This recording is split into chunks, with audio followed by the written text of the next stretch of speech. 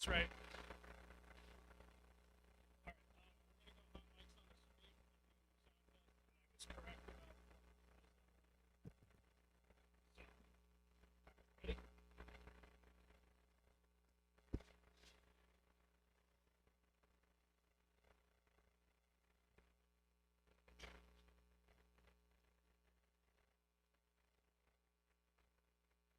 Good evening, everybody, and thank you for joining us here at the Thaw Out Throwdown for Wasatch Roller Derby. Tonight we have two games to present to you. First game is going to be with our friends from down south, down in Utah County, the Happy Valley Derby Darlings, or Happy Valley Derby, and then against our hometown heroes, the Wasatch Midnight Terror over here in the blue. After that, we're going to have a home team game between...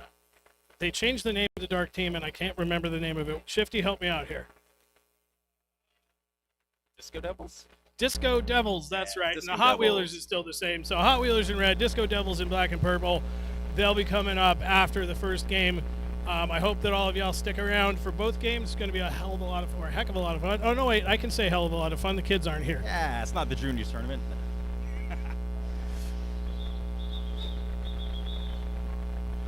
So it looks like our producer Backslash is just doing a little bit of sound check on the live stream. I don't see anyone joining us on the live stream. I really, really hope that someone does. I have people asking me about it, so I better send them a link.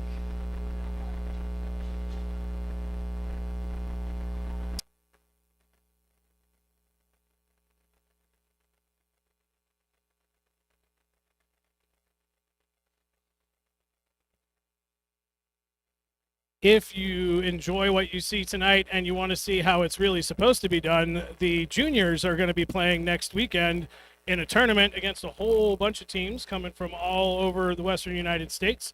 That one's going to be 2 days, Saturday and Sunday next week. I believe Shifty will be announcing a few games for that, potentially? Yep. All I'll right. be here all day Sunday. Sounds good. Also, just like to run down all of our sponsors for tonight. One of the very first banners that was ever put up in this building back in 2009 when we moved in, you'll see it above the penalty box in the center of the wall there, the Pie Pizzeria. They've been a Valley landmark since 1980 and continues to reign atop the best pizza list because of the business philosophy that consistency, quality, equitable pricing, and great service are the keys to success. Want to also mention that our wonderful bench coach for the Wasatch Midnight Terror, Effin, is also a longtime employee. He's one of the managers of that company, and I believe that he was instrumental in getting that sponsorship done. Our head ref Prince Albert coming over just to chat about some details. I got to tell you, Shifty, I'm really looking forward to this game. It's been a long time since these two teams have played each other. The teams are both very different nowadays. There are some familiar faces. Some of them. There's a few that have played actually on the opposing team at some point in time or another. Yeah, so we got 801 Orange Crusher wearing blue tonight for Midnight Terror, but also did play several seasons with Happy Valley.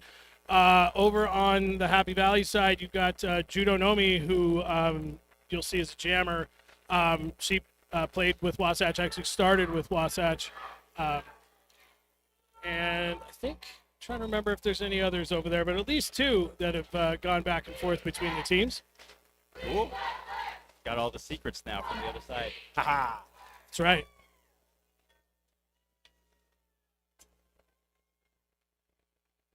We got under a minute left on the time to Derby clock. The officials are going to get in position. We got our scorekeeping team joining us up here on the dais, and the rest of the officiating staff waiting patiently over in turn 3. Well, Prince Albert's not being very patient. He's pacing back and forth. He wants to get this thing going. It's like a caged zebra. It is.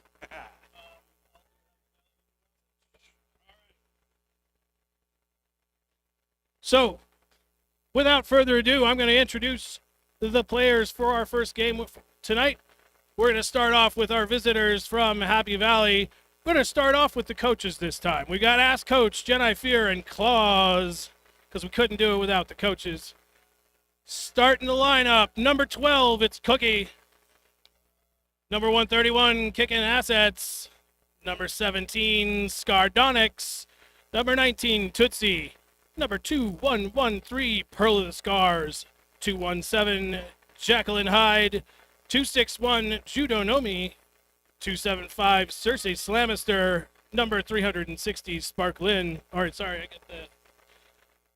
And 503, Hypnotic Therapy. Number 7, Evanity. Number 717, Aerial Assault. 807, Hell's Bell.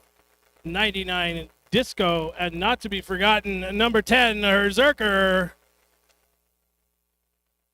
Alrighty, and the hometown heroes for Midnight Terror wearing the dark-ish color jersey. 777 Colonel Skirts.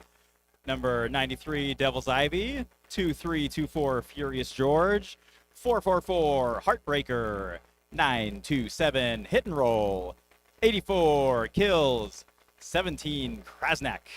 1039 Lavender Menace. 28 Minstrel Psycho.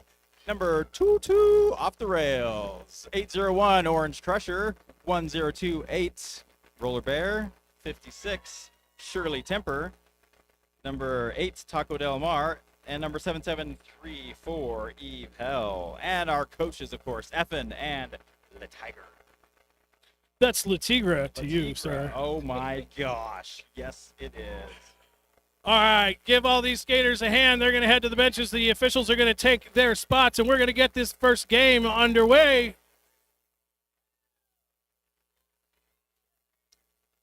Oh, but I queued up something special for the officials. It really fits them.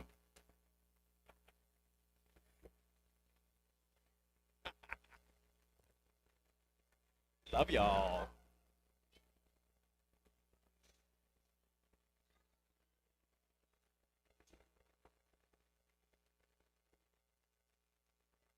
You know, Shifty, we used to play Darth Vader's theme when they came out on the track. I'm a fan of that also, but I like to mix it up a little bit. I think, you know, there's so many things that really fits with the officials. I couldn't agree more. All right, starting us off, first jam of the night, we've got number 1028, that's Roller Bear for Wasatch. Number 99, Disco for Happy Valley.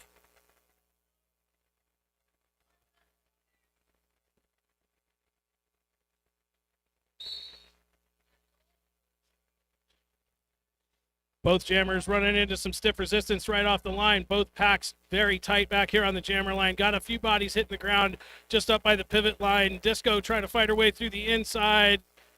Roller Bear going to get recycled up the inside line, meeting up with not a fun line. Disco manages to get out, trips up on the knees. Lead jammer, Happy Valley. That was great. Looks like we got a quick star pass here, and Shirley Temper is going to be the new jammer for Midnight Terror. Nice job by Disco there, getting knocked to the outside, spun down to the ground, managed to call off the jam on the way to the ground. Picking up 2 hard-earned points for Happy Valley. And kicking off second jam, we've got Hit and Roll for Midnight Terror, and that's Hypnotic Therapy for Happy Valley. Indeed. It's going to be a little bit, it's going to be interesting to see what Wasatch does strategy-wise tonight. They are missing 2 key players. Hit and Roll quickly steps through on the inside. Lead jammer for Wasatch. 1-on-1 on lead jammer for these teams. And those defenders forming back up around Therapy there, trying to keep her back, but they spread the pack too thin, so there she goes. Hit and Roll, going to try to bully his way through that pack. Gets a penalty on the way. I believe that's a back block. First penalty of the game. It's going to be a power jam for Happy Valley for 30 seconds. First power jam of the game. Let's see what they can do with it here. They've got to get past 4 defenders, though. It's going to be tough. And yeah. There go the blockers. A little bit of help there. All right, Nice. Hypnotic out of the pack now on a scoring trip. 4 points, 4 more points on the board for Happy Valley. I'm pretty sure Hit and Roll was scoring before he went to the penalty box. It's very likely that there are some points already on the board. Very dangerous re-entry there by Hit and Roll. The rule is that you must re-enter from the penalty box more than 20 feet ahead of the pack, and that was real tight there. And hit and roll, flying and stepping out of bounds, but looks like he's got a little bit of time. It's hypnotic therapy. He's still trying to get past those last couple blockers.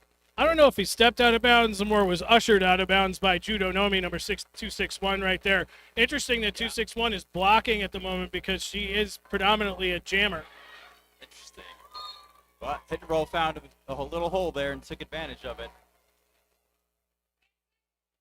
Yeah, manages to get through 4 points, but Hypnocket, you got to remember, was on a second scoring trip. So 4 more points up in the air for Happy Valley. We're 4-8 on the jam so far. Hit and roll in the pack, but jam ends. Let's see if hit and roll managed to pick anything up. Looks like 1 on that last. Okay, so nice job by hit and roll, trying to, grabbing 1 last point in there. Tough jam for him. 5-8 on the jam, 5-10 on the scoreboard.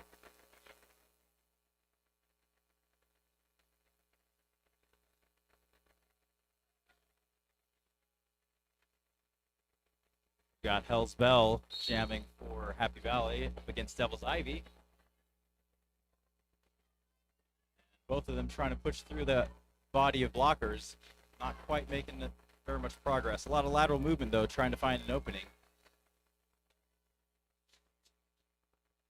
Hell's Bell got recycled back to the jam line. Ivy's still trying to find a hole to get through. Steps out of bounds. She's back in. And looks like we've got a pivot going to the penalty box for Midnight Terror. So down another blocker.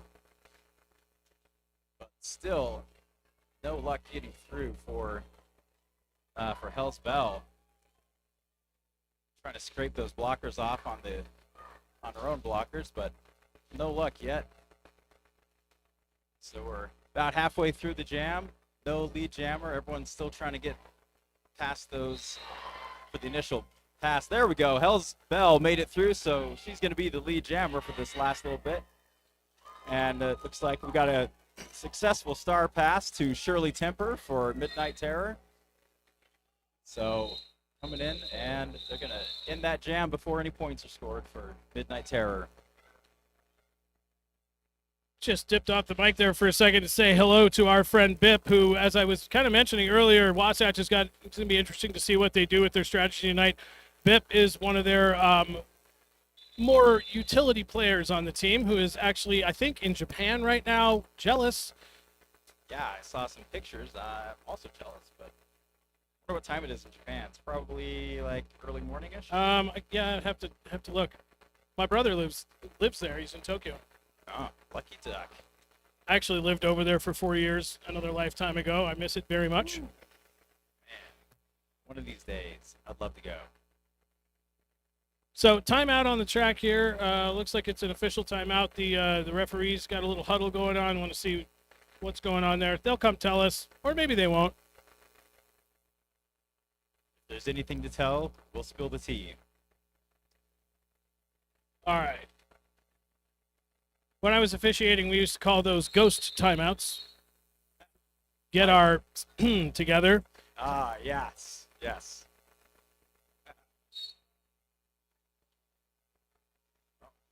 That's the whistle. Off they go.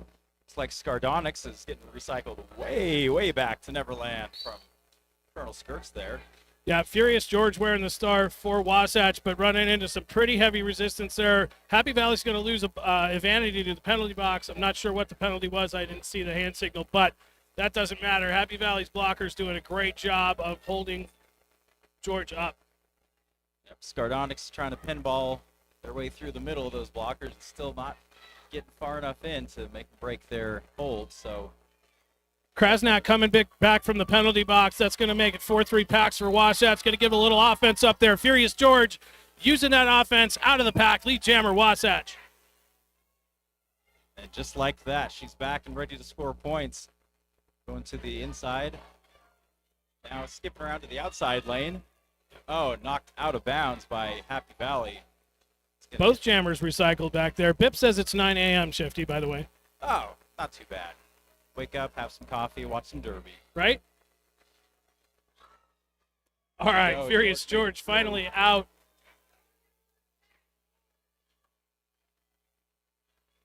Let's see. Skardonix was looking for a handoff, but didn't quite get there, so she's got the cap on. That's the end of the jam before she can even get halfway to the pack.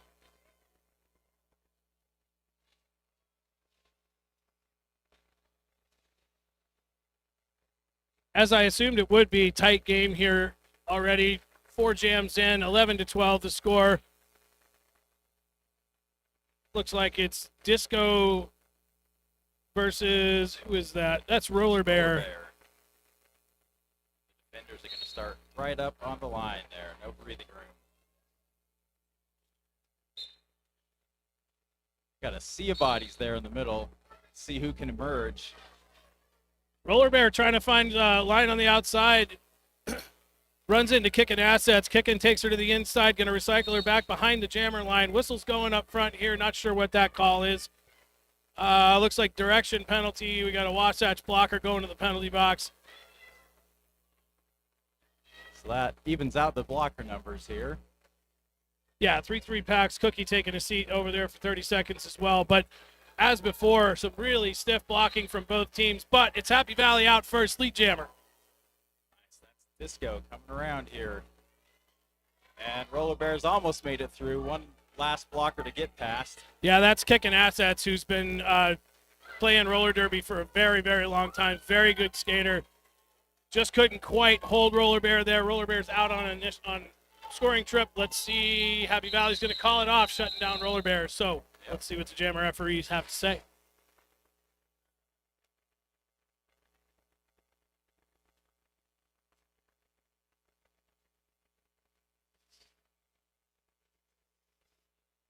New set of skaters here. Lined up. Got Hit and Roll going for Midnight Terror and Therapy. Hypnotic Therapy for Happy Valley. It is a great name. It's just not very easy to say on the microphone for some reason. Yep. Oh, look at that. Hit and Roll found a way on the outside. Skipping almost down the track to get lead jammer status. Yep. He slams into that wall of Happy Valley defenders. Knockett is out of the pack, racing up, trying to get in there for some points. Hit and Roll is going to take the instruction from Effin on the bench, shut it down before Happy Valley can get in there. But not quite enough for a lead change. Still 15-16 advantage Morbids. Got a feeling it's going to be a close game. Close scoring game. Yeah, I think you're right. Those are the best to come watch, honestly. Without a doubt.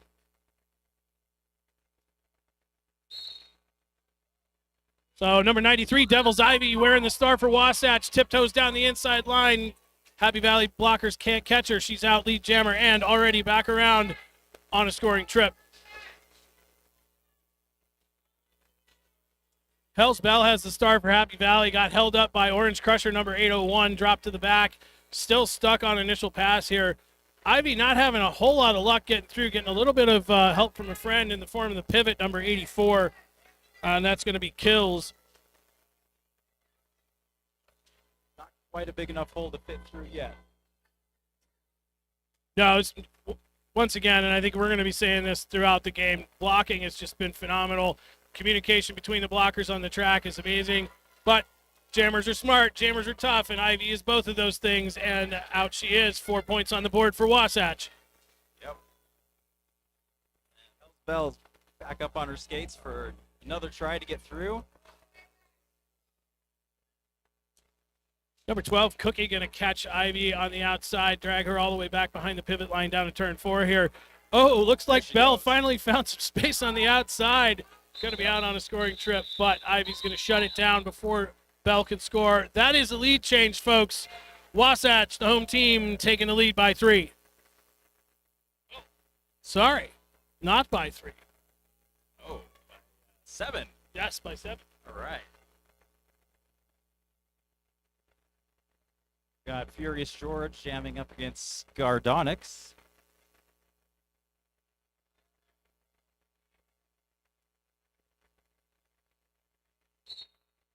There's the whistle. There they go. right up into the defenders, though. Here's George. Can't quite get past. A lot of good toe work there, trying to push through. Bending backwards almost and staying upright. That's pretty impressive. Skardonyx is trying to sneak around the inside. Looks like she did it. There you go, Skardonyx got the lead jammer, but Furious George is right on her tail. They're moving fast now. The pack's on the move.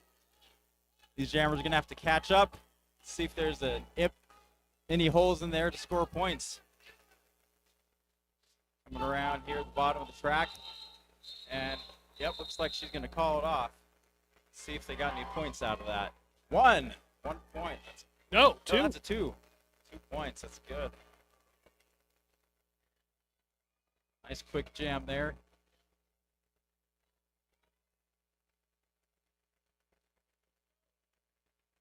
Looks like Happy Valley is going to start one pivot down here at the start of this next jam. Disco versus Roller Bear on the line with the Stars. Roller Bear just sandwiched up in there between those defenders, but she crashes through the middle.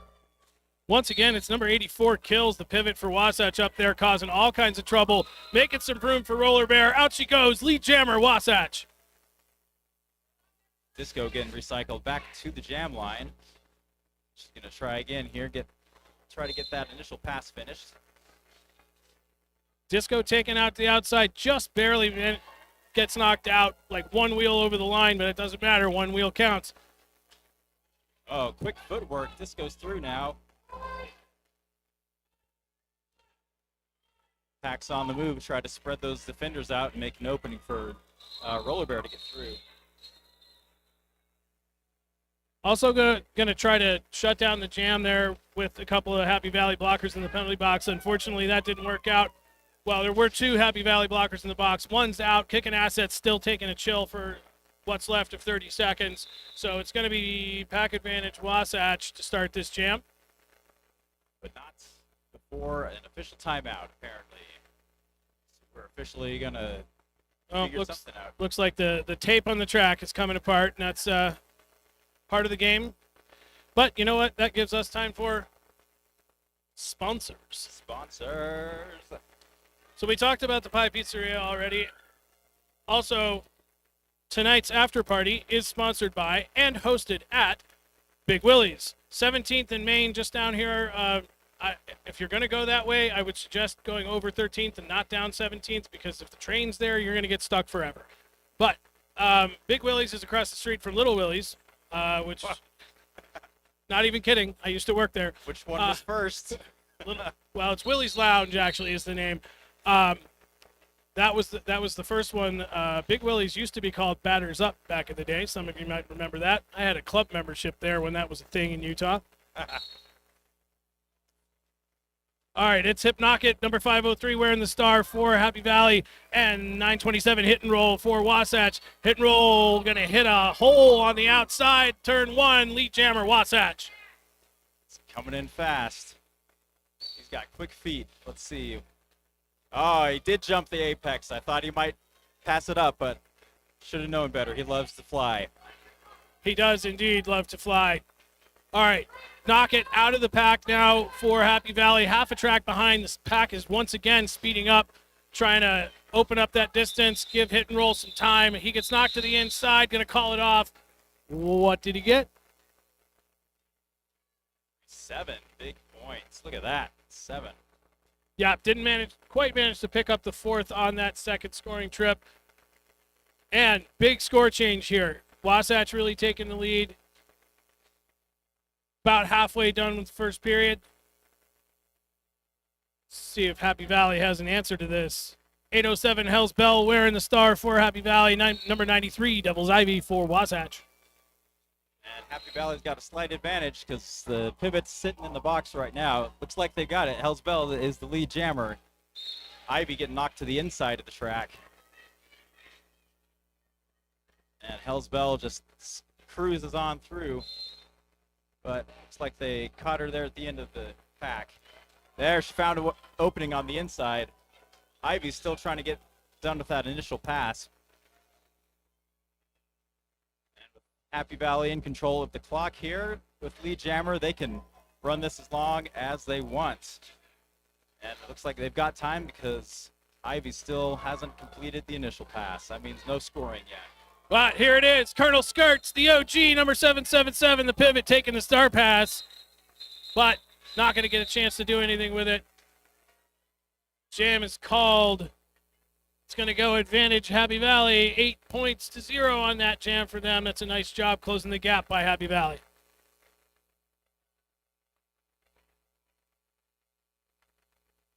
Got another Midnight Terror blocker in the box here at the start of the jam, but it's like she's on her feet, so yeah, it's going to be 10 seconds or less. Yep. It's 8:01. Orange Crusher hanging out in the penalty box. Definitely less than 10 seconds. Skardonix, number 17, finding that hole on the outside right off the jammer line. Quickly jammer for Happy Valley. These Happy Valley defenders are tough to get past. They're just knocking Furious George around there. And George is going to take the pushy approach and try to shove her way through.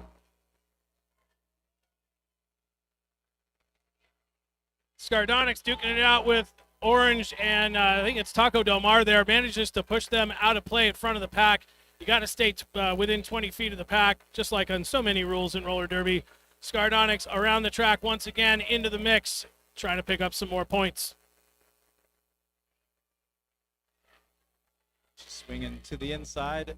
We got a star pass, and it looks like Rails has got the cap now for Midnight Terror. So here she comes, and it's going to be the end. She won't quite get to the pack. And that's, it's a great piece of strategy, the star pass. The expectation, honestly, there really isn't that the pivot is going to go score a whole bunch of points. It'd be awesome if they did, but generally speaking, it's done to free up that person and force the opposing team to call off the jam, shut down the scoring trip. But speaking of scoring, 38-32, Happy Valley closing the gap. Got a team timeout called by Wasatch. Looks like might be a review. I think Effen's just taking this. So yep, official review. My mistake. Each team is given an official review, one per period. If they disagree with a call on the track, they can review it and ask the officials to overturn the call or give a call that wasn't given. But in this case, Effen has just chosen to use it as a timeout. It's pretty smart coaching. There's not wasting his 3 regular timeouts, which you don't get back, but he will get his review back in the second period. Officiating's been pretty tight tonight. They're doing a really good job out there, so I don't foresee Effen needing to use that review. He does lose it for the rest of the period, but gives him a little bit of time to talk strategy, it looks like, which strategery and stuff. Strategery. Well, that's the end of that. Rolling whistle means it's back to Derby. I want to thank Aspen Press and Packaging for the flyers for today's bout.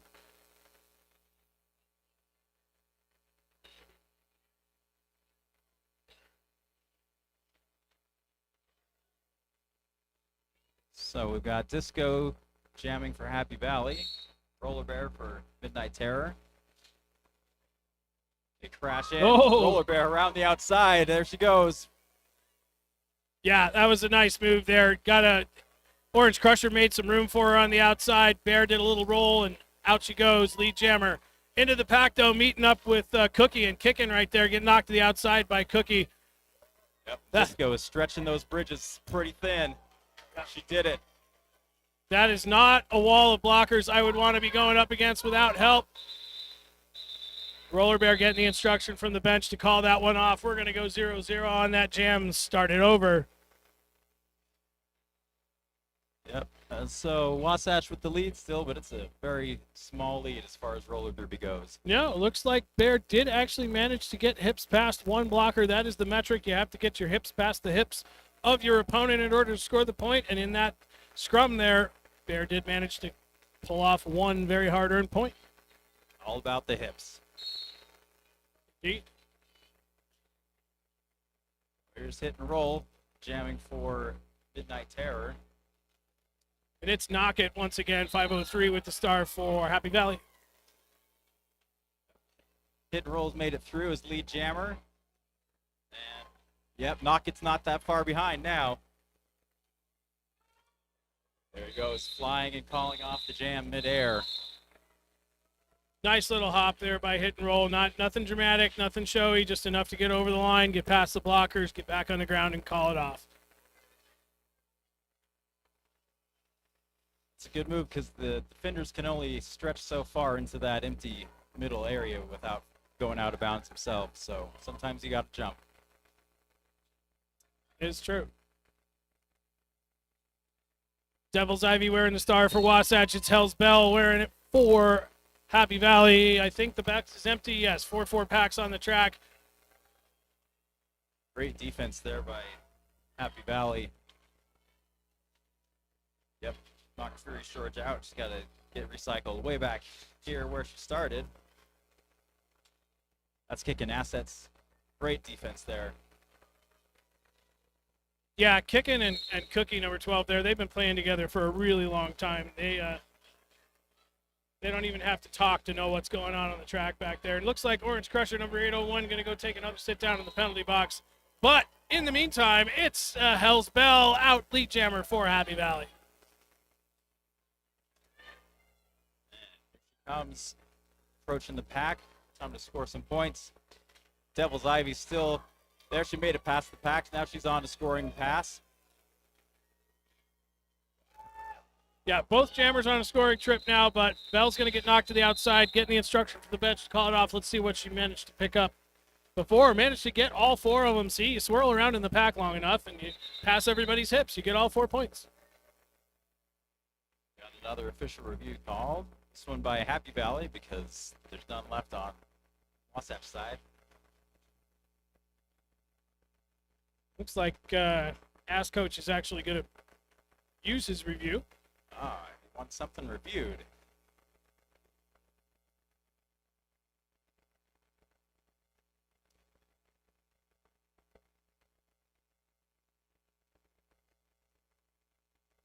So on my announcer copy here, it says that we have a raffle. Is that true? UV, do we have a raffle? I see a raffle table over there. All right. Well, in that case, y'all should go buy raffle tickets. Got about 9 minutes left in the first half. We're going to take a 15-minute break. Go check out the raffle table. Looks like raffle prizes are a $40 Iconoclad gift card. I love that place. $25 Piercing gift card. A $25 Summit Cider gift card. A handmade leather item. Not sure what that item is, but it's a handmade leather item. Pit Vipers. Check it out.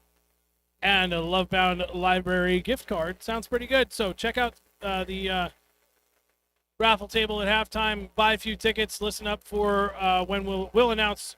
I'm not sure exactly when we're going to do the raffle drawing, but I'll let y'all know.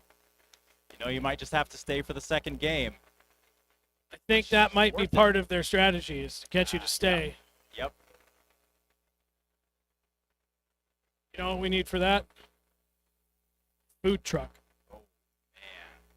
Yes.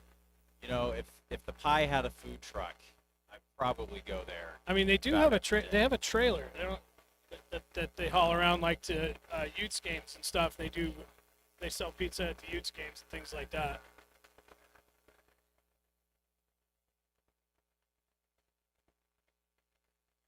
Once again, next weekend we do have our juniors team is hosting the Bonneville Beatdown. 2 days of roller derby. There's 8 teams playing in that.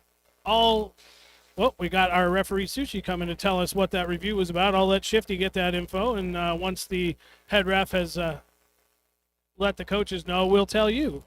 All right, we've got a verdict. Happy Valley will lose their review. They were challenging one of the calls made, and the call will stand. So no official reviews left for either team until after halftime. Head ref Prince Albert just giving the ruling to the teams there.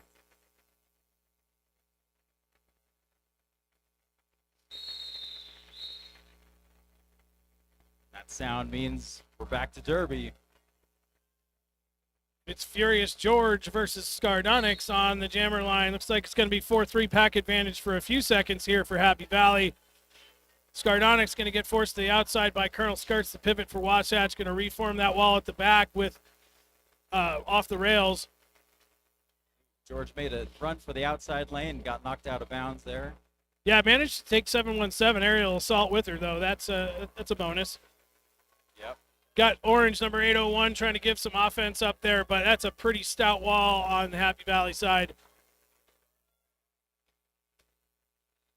Colonel Skirts, Rails, and Taco back here with that tripod. Going to take Skardonics down to the outside again, recycle back behind the jammer line. That's a heck of a wall to get past. Yeah, both sides. Oh, no. It's going to be a power jam for Happy Valley, but they are still on their initial trip. And for those of you who don't know, the jammer doesn't score points on their first trip through the pack. That's their initial trip. So, got to get past Orange. Does it. Lead jammer, Happy Valley for Skardonics.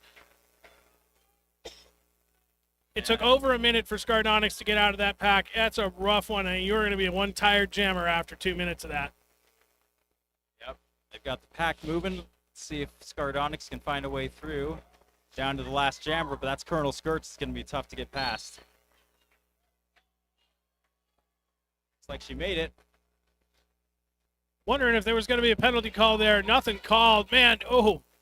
Tough hit. Knocked Furious George out of the outside lane. That's Chudo Nomi. Just sent Furious George flying to the outside and then gently tapped to the inside. Meanwhile, yep, Skardonics is going to go to the penalty box. There was a high block over here between Skardonics and Colonel Skirts. So, Power Jam is over for Happy Valley. Starts for Wasatch, but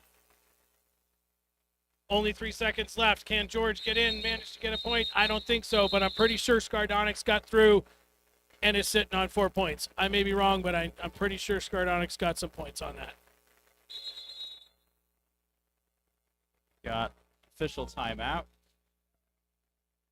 And when that's over, looks like Happy Valley is going to be starting -1 jammer. So, yeah, so the former official in me is going to nerd out on this for just a little bit, and I actually am going to talk to the officials and see what happened here, because I know that Skardonics made it through the pack. I know that Skardonics passed the hips of all 4 opposing blockers. It happened right here in front of me and Shifty. However, there was a late penalty call, and if the penalty occurred prior to the points being scored, it could be ruled that the points were awarded in error, therefore not awarded at all. I think that might be what happened.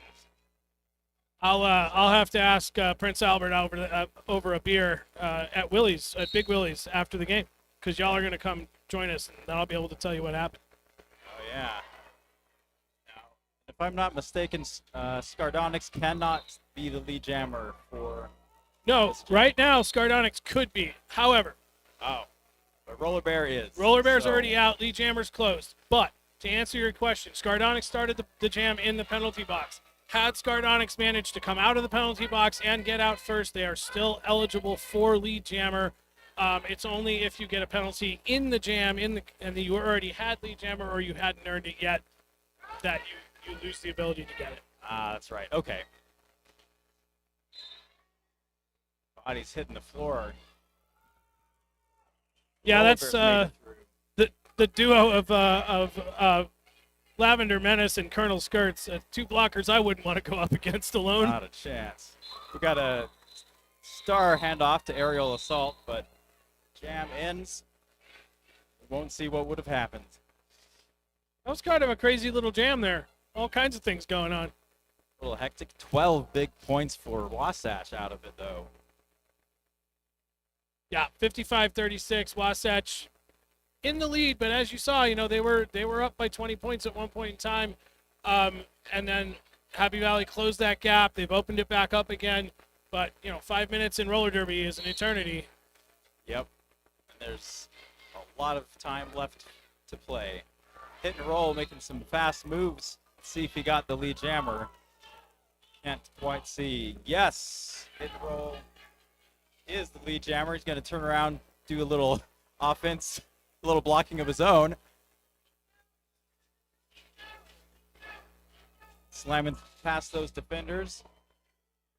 Great footwork by Hit and Roll. He's made it through, and Disco's right on his heels. Hit and Roll looked like he was going to try to call it off quick there before he hit the pack at the end, but didn't finish the call-off motion. So did manage to get through. Both jammers, 4-4 jam on that. We're going to reset 59-40. Yep, and I think refs probably didn't see because he got hit by a defender there. That's why they wear mouth guards.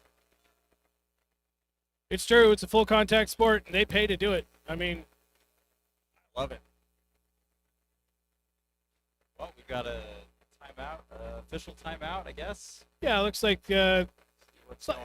kind of like we were saying, there was a little bit of a crazy jam. A lot of things happened during that.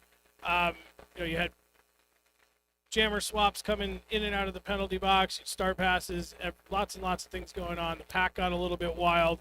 The referees on the infield have a really hard job trying to keep the pack together. So in roller derby, the pack is defined as the largest group of opposing skaters in proximity. So they have, and proximity is defined as 10 feet. So they can't be any more than 10 feet apart in the pack. And then you've heard us talk about the 20-foot boundaries. So once the pack is defined, anywhere 20 feet ahead of it and 20 feet behind it is the engagement zone. It's where the blockers and the jammers can engage each other. Anywhere outside that, the only people who are allowed to engage with each other are the jammers when they're in the open field.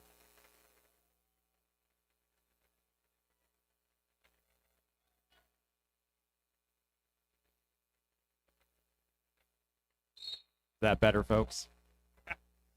They can't answer because now they're playing. Devil's Ivy found her way through the pack, is the lead jammer. Knockett's going to try to get past Colonel Skirts and Rails. Stretching them thin, but they've reformed. That is amazing. Staying upright on her tippy toes, but I think slow down a bit. Devil's Ivy's stuck behind all these defenders.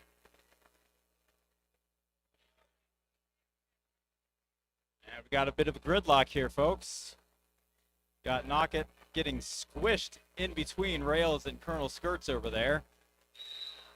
Devil's Ivy bouncing back and forth between these two defenders. We got a whistle. And Wasatch defenders go into the box.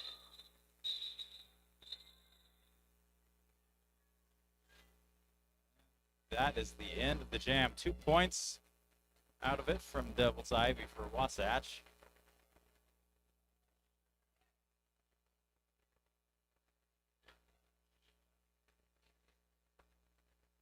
All those defenders are starting pretty far from the jam line. We'll see if they stay there, if they creep back in. Yep, there they come. But Furious George tiptoes around the outside lane, and she's the lead jammer. That was If you like. nice work by George there, seeing that opening, staying up on her feet. Nice little toe stop run out for lead jammer, but running into some trouble here back right in the same place where she ran through and got lead, recycled almost all the way back. Tootsie, the pivot, number 19, going to pull her all the way back behind the jammer line. That Happy Valley wall is reformed and doing their job, keeping Furious George stuck back there. All right, Hell's Bells out of the pack. Going to get that instruction from bench coach Effin over here to call it off. George does. 4 more points on the board for Wasatch. Just over 2 minutes left in the first half.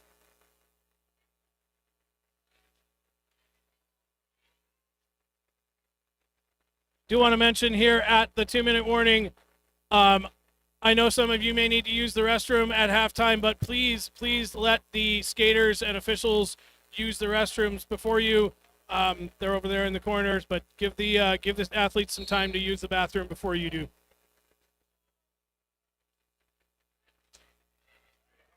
Skardonix found a hole on the outside.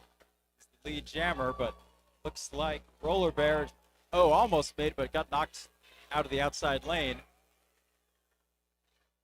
Now that Happy Valley wall is reforming. Bears through. coming around, try to score some points. We got a couple Wasatch defenders hit the deck. They're back up on their feet. All right, so Skardonics had lead. George was on a scoring trip. George hit the back of the pack right as Skardonics called it off.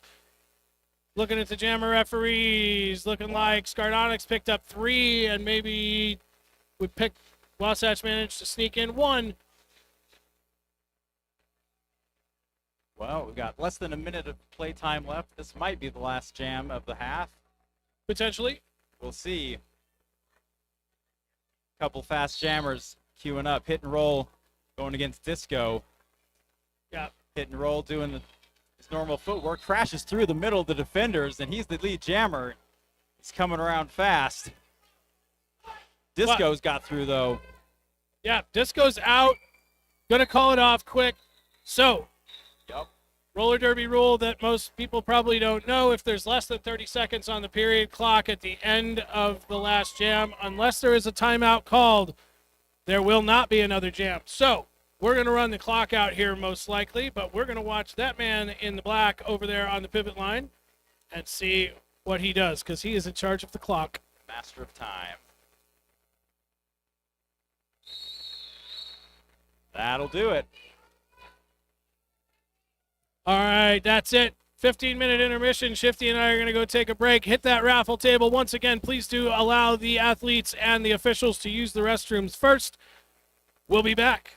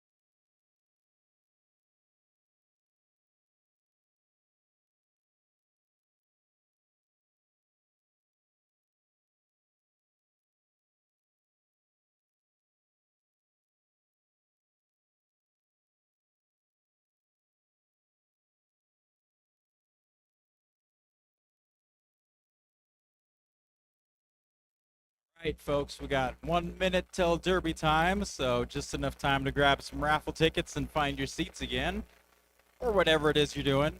Some concessions, I don't know, catching trains.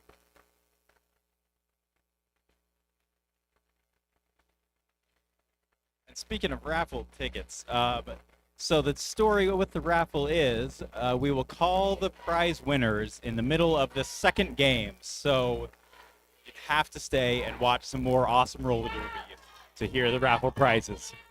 Halftime of game 2, the raffle prizes will be called. I'm not certain if you have to be here to win, but it sure would be cool if you were. I mean, we'll be here, so you might as well be here. You're here now. Right.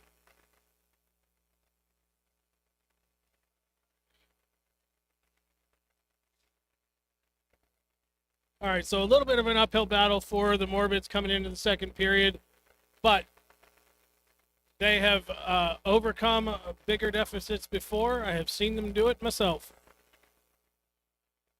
Yep, and as we've said before, a lot can happen in a little bit of time. 27 points could be gone in just a jam or two.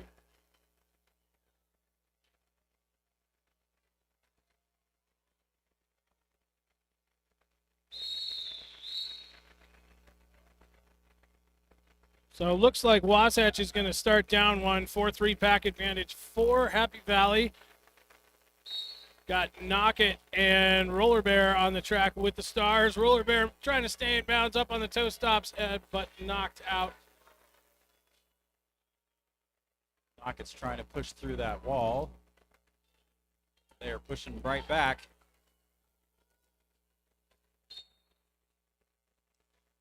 Whistle's up there at the front of the pack. Not sure. Looks like that's going to be Shirley Temper. Going to go take a sit down. Orange Crusher had to let Knock It go. Lead jammer, Happy Valley. Here comes Roller Bear moving in quick. Yeah, Bear got out of the pack. On the opposite side of the track from Knock It, but just waiting for the call-off whistles to go there. Did manage to close the gap really fast. It's pretty impressive skating.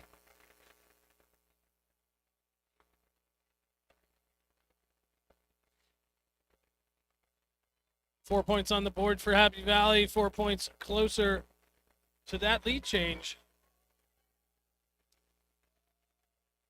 Got Hit and Roll jamming for Wasatch. Elsbell for Happy Valley. Hit and Roll pushing hard against the defenders. They're staying right with him. Shoved him to the inside, and he's going to get recycled back a little bit.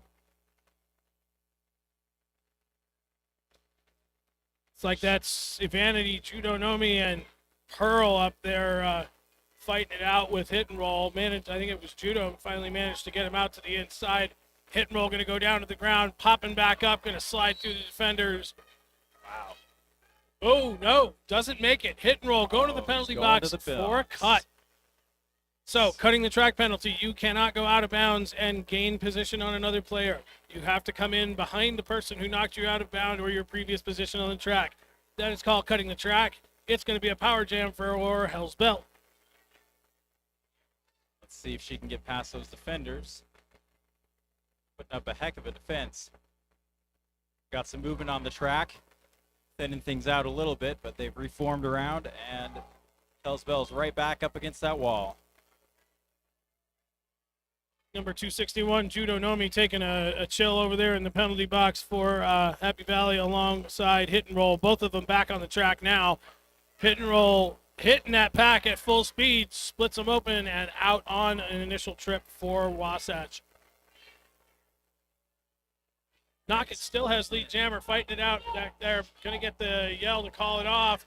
Hit and Roll, man, nice toe pick. I don't even know what you call that. Just stopped dead on his toe stop, stayed in bounds. Around he goes, 4 more points. Hell's Bell is on a scoring trip now too, but only a few seconds left in this jam. Hit and Roll shoved to the inside. Yeah, a little bit of confusion there at the end. Hit and roll managed to get through. I think did pick up a few points on that, but we're going to wait until the jammer referees get done. Ask coach out there having a little bit of a heated conversation with the head ref, Prince Albert. I think he's not real happy about the fact that the jam didn't get called off when his jammer made the signal. For those of you who don't know what that looks like, when the lead jammer taps their hips, the jammer referee is supposed to blow 4 whistles and shut that jam down. My guess is that's what As Coach is asking about. Haha, I see what you did there. So sorry. Now we've got an official timeout to make this conversation official. Evan's coming over to listen in. Yeah, it's good for both coaches to be in on these conversations. Like, this is not an official review. This is Albert, using his prerogative as the head referee to take a timeout, make sure that things are being done correctly.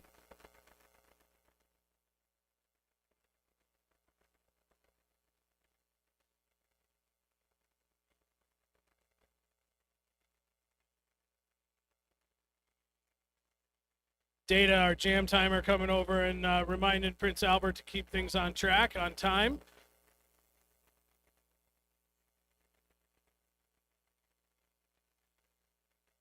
But they're still going at it, so we're just chilling. Happy Valley coach and captain not very happy at the moment.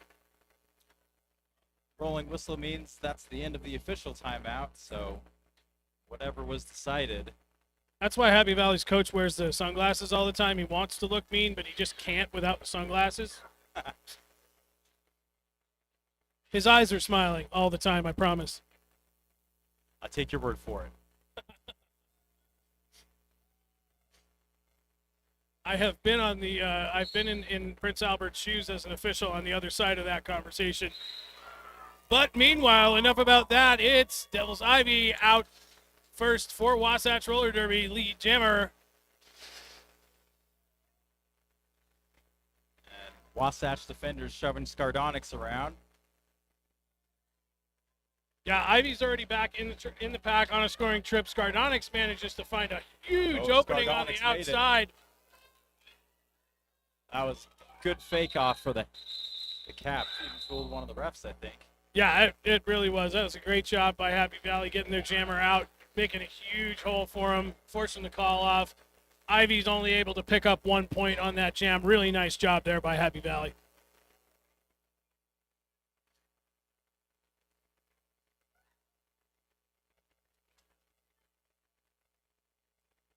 Looks like we've got empty penalty box, so 5-on-5 here on the track. We've got Disco jamming up against Furious George. George trying to shove her way through the middle and shoved likewise back. Recycled back here by us. Nice little combo block there by Pearl and Judo. Pearl shoved Judo and Judo shoved George, and that was that. Disco's trying really hard to get past Colonel Skirts and the other defender from Wasatch. Looks like she made it. Stretched the pack too thin, and once they get too far apart, they've got to let it go. That other defender was Taco. Yeah, speaking of Taco, last defender there as Happy Valley manages just to slide through the pack in the 1-2 apex. 4 points on the board. Lead jammer and Wasatch's jammer Furious George still hung up in that pack. Quick footwork there. Star pass to Colonel Skirts, the pivot. Let's see if Happy Valley's going to call it off, but not before.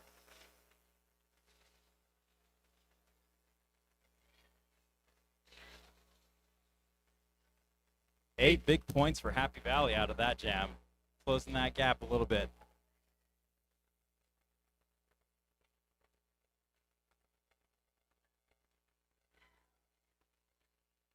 I think that is Knock It for Happy Valley and Roller Bear for Wasatch. Defenders find their positions. And off they go. Roller Bear shoved to the inside. She's back in though. Finds an opening in the outside.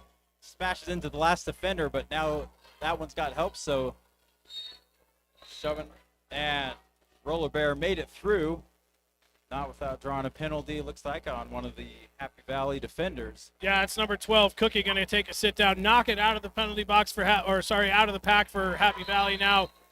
Going to force the call off. Looks like Wasatch manages to pick up 4, so they answered back to that last jam. That's going to put Happy Valley down 1 blocker at the start of this next jam.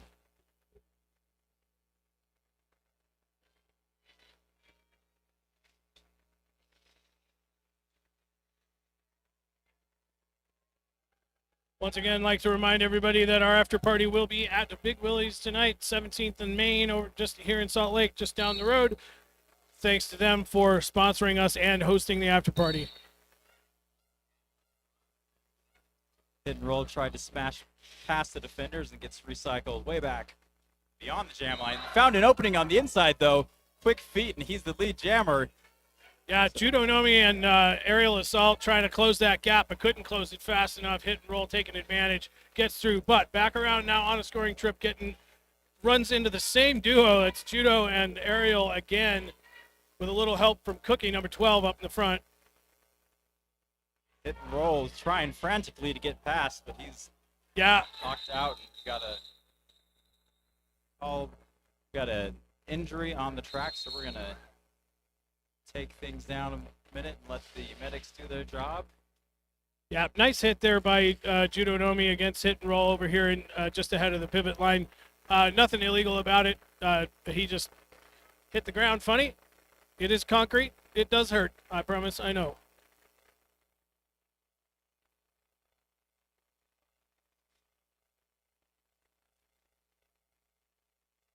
Chat a little bit more about our sponsors. Once again, the Pie Pizzeria, proudly displayed above our penalty box there. Also, all flyers for today's bout were provided by Aspen Press and Packaging. Thank you very much to them. All right, thanks for that applause, folks. Hit and roll back up on his skates. Going to go take a sit down with the medics for a little while. I think it's a great time to remind everybody to thank all of our volunteers, because the medics, the people at the merch booth, at the raffle booth, the people taking tickets, everybody, the officials, Shifty and myself, all volunteers. Roller Derby runs on volunteers, so make sure that you thank one of those volunteers on the way out the door. Thanks to you fans for coming out to hang with us tonight and watch some awesome roller derby. Yeah, it's nice to see some familiar faces out in the crowd there. We got some Happy Valley fans that came up from Utah County. There they are over there, over in turn 2. Got some members of our junior roller derby team, and also some former members of our junior roller derby team here in town.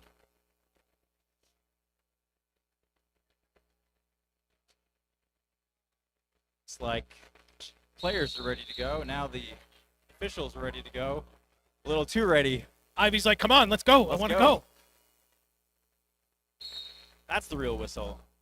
Got a little jammer on jammer action there at the start line, but now they've split up. Yeah, Scardonic's trying to push Ivy into the Happy Valley blockers. Does do that, but Ivy manages to bully her way through. Lead jammer for Wasatch.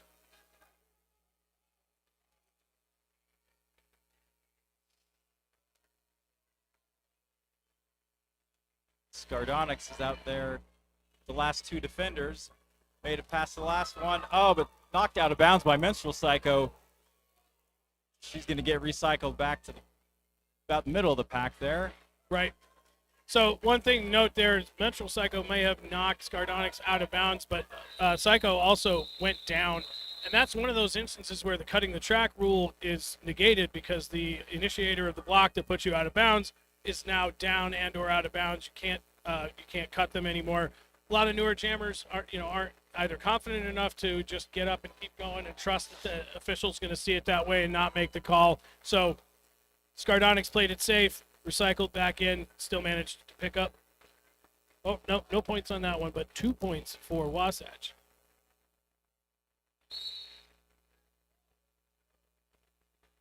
So here they go, moving as one giant blob of bodies there. Both jammers hit the ground, but they have gotten back up on their skates. Looks like Disco's trying to shove through the middle,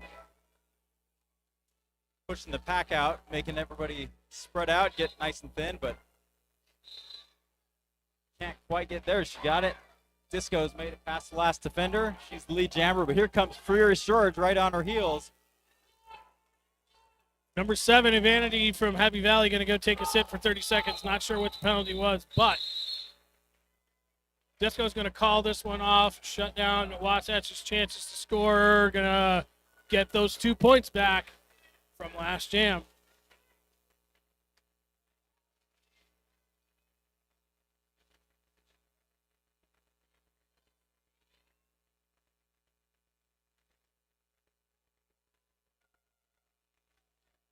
Happy Valley starting off 1 blocker short here as the defenders settle in, trying to make some space for Roller Bear or knock it to get through. So far tonight we've had, oh, never mind, Roller Bear, lead jammer, or sorry, that's George.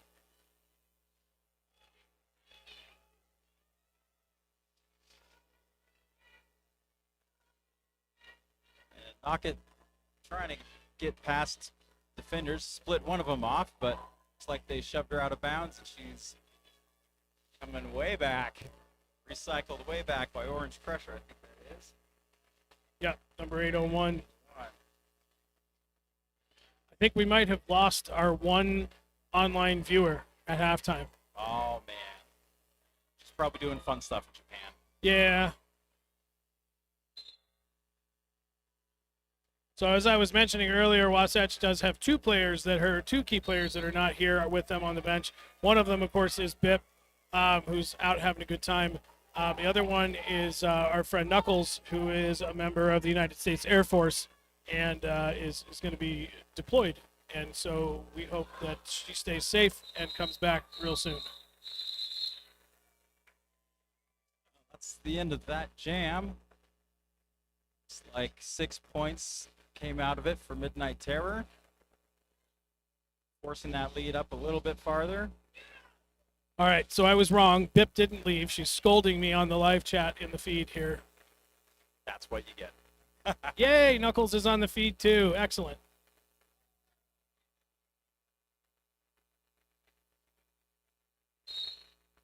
All right, Hell's Bell jamming against Hit and Roll. Hit and Roll got shoved to the inside. He's found a way on the outside lane. Yeah, nice job switching it up there. Gets hung up in the inside, spins around the back, finds that opening on the outside, and out he goes. But in the meantime, Aerial Assault has become the jammer of record with the Star Pass. Gonna force a call off on this. No. No, Hit and Roll is headed to the penalty box. 30 All right. seconds to think about life's choices here while we've got a power jam for Happy Valley. So, and this may not be true for everybody who wears the pivot, but this is like nightmare scenario for a pivot who just took a Star Pass.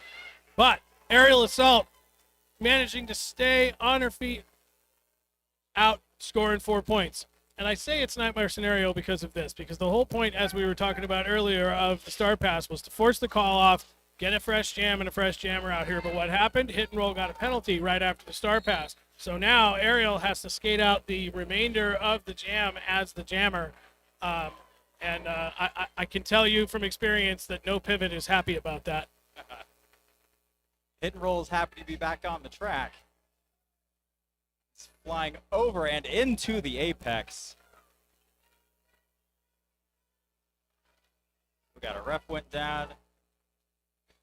Yeah, everybody Aerial tangled Assault up in went that down. one. Both jammers, jammer referee, everybody. Looks like we got our friend D from Junction City on the live stream too. And Paralyzer as well. Nice to see y'all. Thanks for joining us out there in video land. Great defense by Happy Valley. Not giving Hit and Roll an inch to get by, and that's the end. Full 2 minutes of play. Yeah, that was a rough jam all around. I not surprised to see the Happy Valley coach out there holding up the official review sign. Yep. I'm not gonna to speculate on what he's talking about here. We'll just talk about sponsors, huh? So I have a thought in my head what it could be also. We'll let you know when we know something. Sponsors, Big Willie's is the exclusive party location for Wasatch Roller Derby for the year. So come join us, hang out after both games, and grab some good food, some drinks, or just hang out with roller derby friends and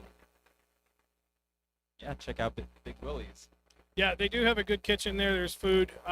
There's pool tables if you're into that. Ton like a whole pool hall. They do pool league there. It's a really great place. The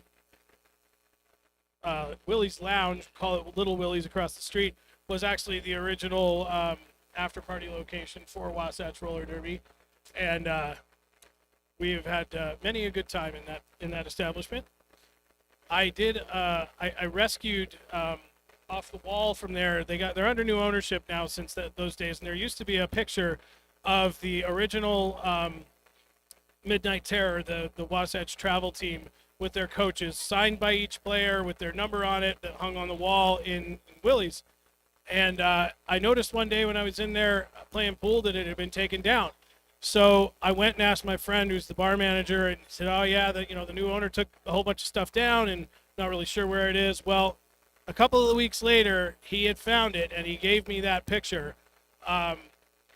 It's pretty cool to have that. There is one person, I think, in this room who is on that picture, who is still playing, and that is going to be number 777, Ms. Colonel Skirts over there. Been playing roller derby a very long time. So I thought, and I'll just embarrass her a little bit, I thought since it was her birthday this week that I would give it to Colonel. So I have it up here on the dais with me, and I'll give that to her after the game. So kind of a cool little story to fill some time while the officials sort out what's going on. Happy birthday, late birthday, Colonel Skirts. Not quite. I think it's next week. Oh, well, in advance. That's great, because then we can announce her birthday next weekend at the juniors tournament. Exactly. There's going to be 10 games played over Saturday and Sunday. So if you like roller derby, you're going to love this one. Young people are amazing. They are fearless, and they do stuff that just makes my head hurt trying to figure out how they can do it so effortlessly. So a lot of fun to watch juniors play.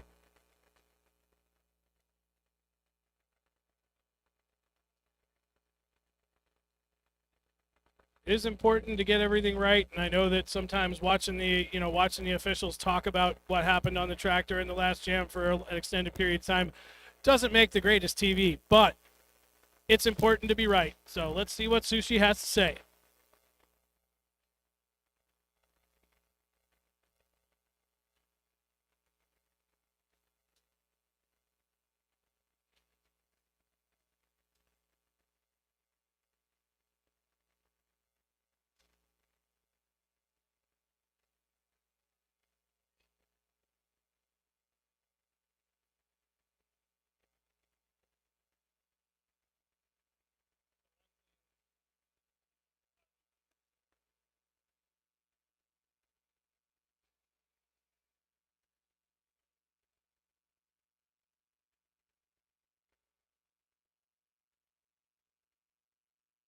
All right, so the review, Happy Valley's coach was looking for, there was a forearm penalty called against Shifty Hips in the last jam. Whoa, That was during that Hips. pile up over there in the inside of turn one. So they were asking to elevate that from a penalty to an expulsion worthy event.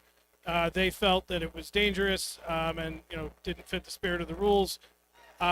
So the officials have had a discussion about that. I'm going to wait until Prince Albert gets a chance to explain his ruling to the coaches. We don't want to give nothing away, but we'll let you know as soon as they're done chatting.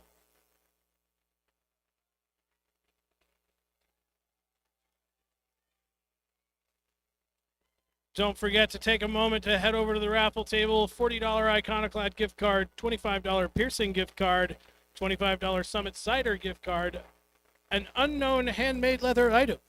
I'm really intrigued by what this leather item is. Pit Vipers, a Lovebound Library gift card. All of those sound great. Head over to the raffle table, pick up a raffle ticket. Okay, looks like the conversation is done on the center of the track there. So the officials, after a lengthy discussion, they did talk about it for about 3 minutes, decided that the penalty given to hit and roll did not meet the criteria for an expulsion.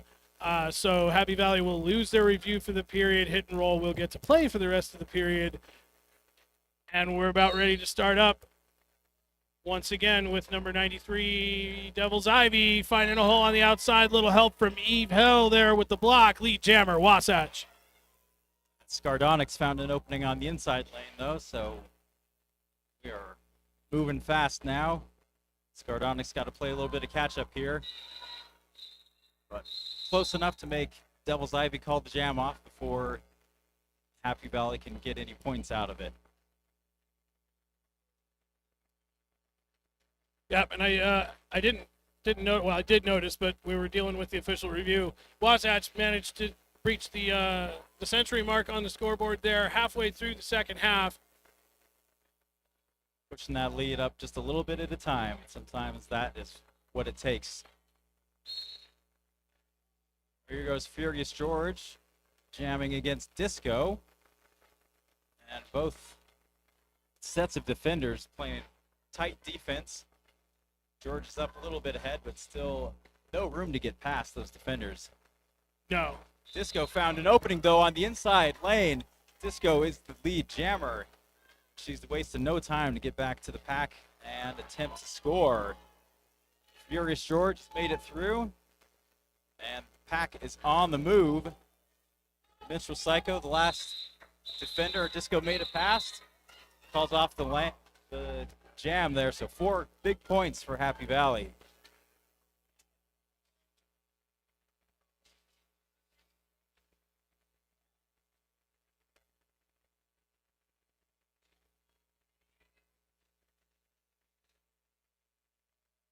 Roller Bear wearing the star for Wasatch, and it's knock it one more time for Happy Valley.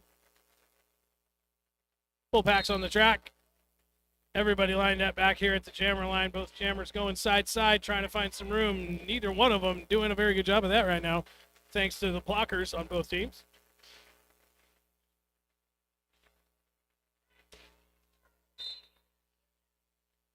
Whistle on the track.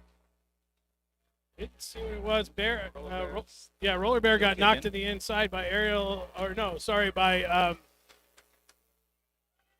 the penalty box. That's going to be a power jam here. Yeah, that's rough. I didn't see what the penalty was. My guess is it was a cut. Probably, yeah.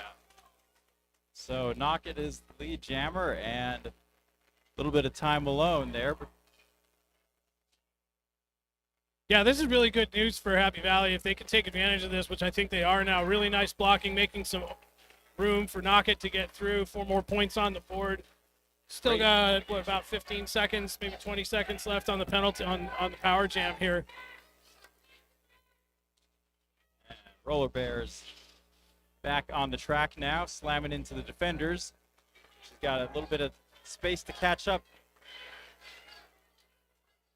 So little bit confusing here for the referees because Orange Crusher was back here with all of the Happy Valley skaters. The pack is actually back here in front of us. That group up in the front was way out of play at that point. The referees did call him on that. Big hit from Cookie coming in there, trying to get kills out of the way. Knockett found a way through 4 more points. Huge points for Happy Valley right now. Yeah, this is exactly what Happy Valley needed to get back on top of this game. Roller Bears made it through.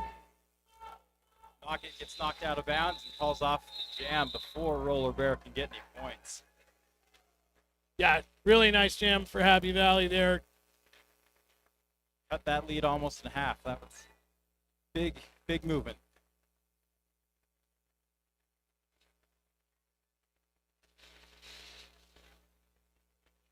Got aerial assault jamming for Happy Valley up against hit and roll. Got one Wasatch blocker in the penalty box. We got a review being called now by what must be Wasatch because Happy Valley's already used theirs.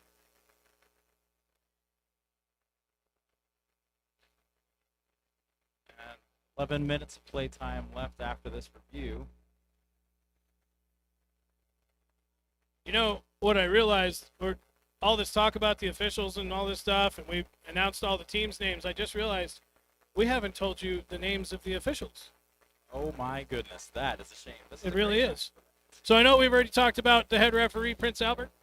The inside pack referee is Sushi. Jammer referees, Saren Gasp and Infinite Loop. Our outside pack referees, Vonnie Van Rollon and You Know Me. Our head NSO is Cole Jin. The NSO crew scorekeeping unit that we have up here next to us. Scoreboard operators, Bionic Envy. The scorekeepers are Merciful Skate and Romp. In the penalty box, Cole Jin managing the chaos, and the timers, Hyperlinks and DD McGee. Once again, our jam timer is Dana, and the penalty line trackers are Megabeth and Joysticks. Thank you to all our officials for being here. We couldn't do it without you. Sometimes you make us mad, but we love you anyway.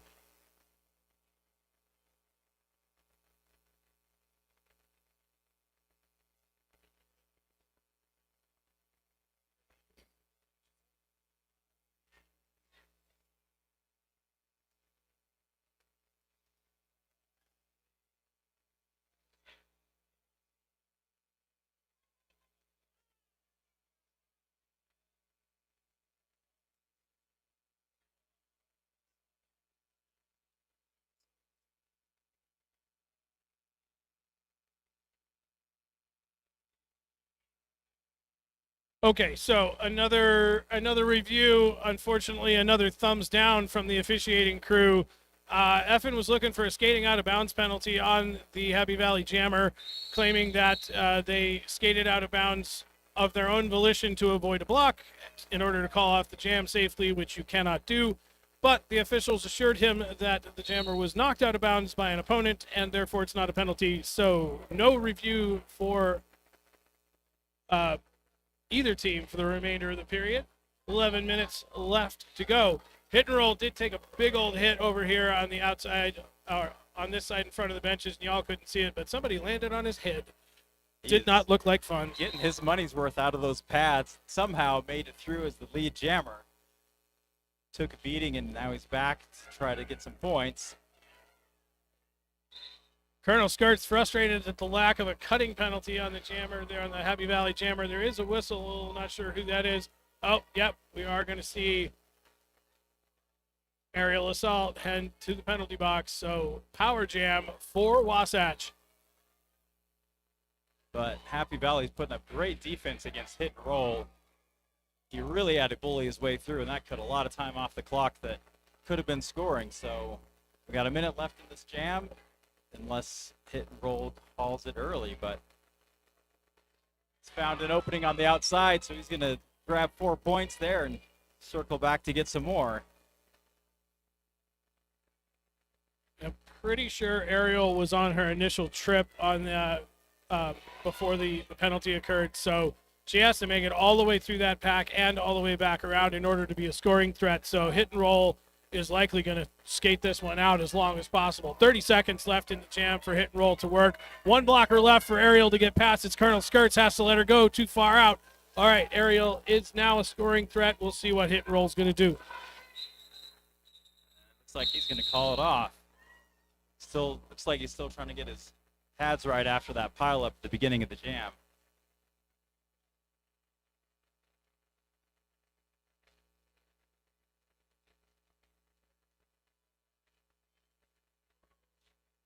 So Devil's Ivy jamming for Wasatch, Hell's Bell jamming for Happy Valley.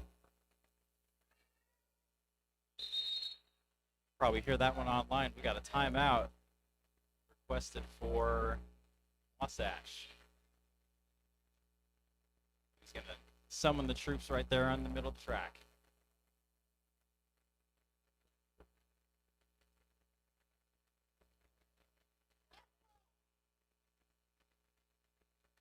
Coach Effin and I kind of went back and forth on this. I helped him learn how to be an official early on, and I learned everything I know about coaching from watching him. He's a heck of a coach.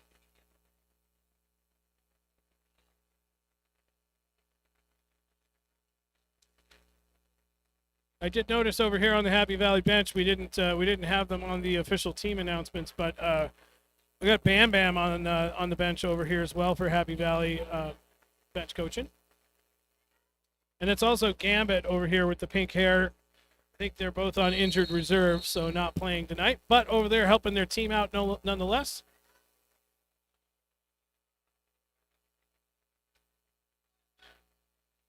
Timeouts last for 60 seconds. That was the end of that. We're back to Derby action now.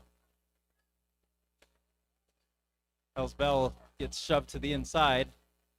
Out of bounds. Ivy found a way through on the inside track, though. Lead jammer for Wasatch. Ivy's coming around on a scoring pass now, while Happy Valley's jammer gets recycled back to where she started from. Yeah, Shirley Temper sent her to the outside, going to recycle her back behind the jammer line. Got off the rails, and I think that's Lavender Menace there. Yeah, it is, and that tripod at the back doing a really nice job of holding Bell back.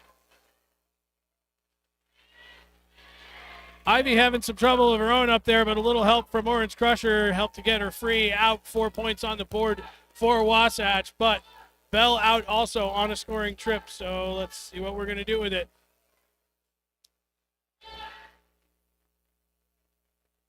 And pack is moving. Ivy's got 2 defenders left to pass. Hell's Bells looks like she got tangled up a little bit. Hit the deck, but she's back up.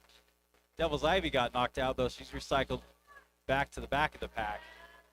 Wasatch up a scoring trip on this. That both of them I have passed several sets of hips. I wouldn't surprise me to see both of these jammers sitting on 4 points by the time this gets called off.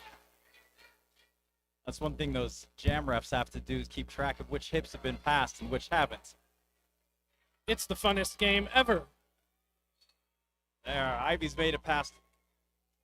Oh, nope. Looks like Ivy's got a forearm block, so she's going to spend the rest of this jam in the penalty box and the start of the next jam as well. Yeah, Ivy sat down at right about 15 seconds on the jam clock, so she'll have 15 more seconds in the next jam, and then be back out on the track. Unfortunate for Wasatch, fortunate for Happy Valley. They get 15 seconds of a power jam in the next one. And the time for these penalties doesn't start until the butt cheeks hit the seat. Yeah, the penalty time doesn't run in between jams either, only when the jam is active.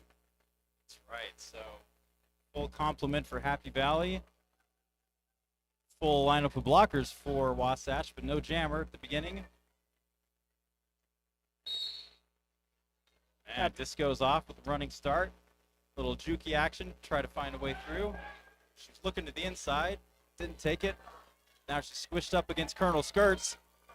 Miss Recycle comes back to help out. Spreading that pack really thin. Last defender's Taco. Disco made it through, so she's going to be the lead jammer. Looks like Skirts is headed to the penalty box, though. Devil's Ivy out of the penalty box, in the pack, struggling to get past the Happy Valley blockers over there in turn 1. Disco through the pack. 4 more points on the board for Happy Valley. On a scoring trip now. Gets knocked around a little bit, but finds her feet again. Taco Del Mar to beat, but doesn't. Gets knocked to the infield. Great hit there by Taco. Really put the brakes on Happy Valley. Disco had quite a bit of momentum there. But she's got it back, shoving some defenders over. And Devil's Ivy out of nowhere coming through there. Taking advantage of the confusion there with the other jammer in the pack, and the blockers focused on that to get out. Disco going to call it off. A little help from Evanity getting up off the ground. Skaters on both teams have great awareness of the track to be able to see what's happening around them as well as right in front of their faces. Bodies moving around. That's a lot of practice and a lot of hard work goes into being able to do that all at once. 5 minutes left in this game. Wasatch ahead 126-94. Going to take a team timeout for Happy Valley. Probably a good time for that. They're going to have a talk a little strategery, maybe take a rest. A little breather. There's still 5 minutes of hard play left.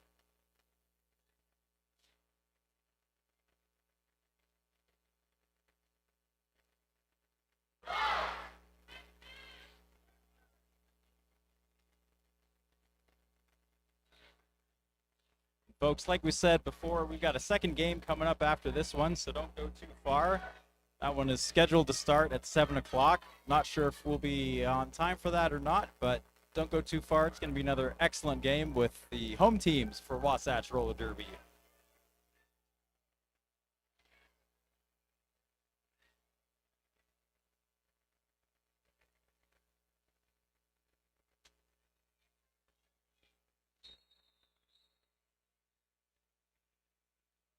Go. Rolling whistle means it's time to get back to the action.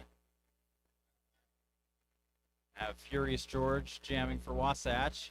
Scardonics for Happy Valley. George takes a running start and gets knocked out of bounds by Cookie. Yeah, running start right into a brick wall, kicking assets. Cookie there. Man, that is a heck of a wall to get past. Doing a great job shoving George back out of bounds. Scardonics got recycled back pretty far. Flailing arms there, but she's back up. Splitting the defenders a little bit. And looks like she's going to get recycled back because part of you goes out of bounds or you're on the ground. That doesn't count as passing your initial pass. So, well, looks like we got a Happy Valley skater on the live feed here. That's Busy Hummingbird saying hello. So minute into this jam, still no lead jammer. Excellent defense by both of these teams. Really making these jammers work for it. And we may not even get past the jam line here, the way things are looking. George is trying to shove past 3 humans there. It's not working. Scardonics weaving inside. Found an opening. Scardonics is the lead jammer. She's made it through. Furious George got through also, right on her heels. So Scardonics does not have much time. Furious George was the lead jammer, apparently. Yep, so a whole bunch of yelling over there on the bench, which I expected because sometimes the first jammer to get out isn't the lead jammer. In this case, I'm not 100% certain what happened, but it's very likely that some sort of infraction was committed, an illegal pass, something like that negated their ability to be the lead jammer. So Wasatch got it, shut it down before Happy Valley could score any more points. 3:25 left in the game. And with no official reviews left, whatever the call was is going to stand. It looks like a team timeout has been called by Happy Valley.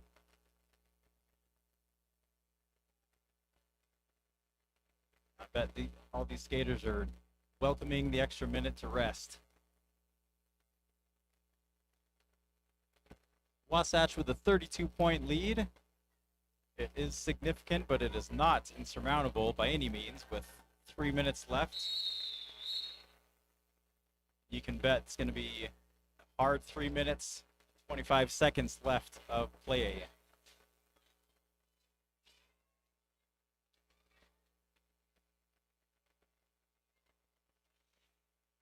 Knock it. We're in the start for Happy Valley. Roller Bear once again for Wasatch. Full packs on the track. Got Eve Hell right getting up at the line. Yep, Eve Hell just set aerial assault flying. And Ariel's going to step back in bounds, get a cutting track penalty. Meanwhile, it's Wasatch Roller Derby out front. Lead jammer. And Knock it recycled back and going out of bounds. Just play it safe.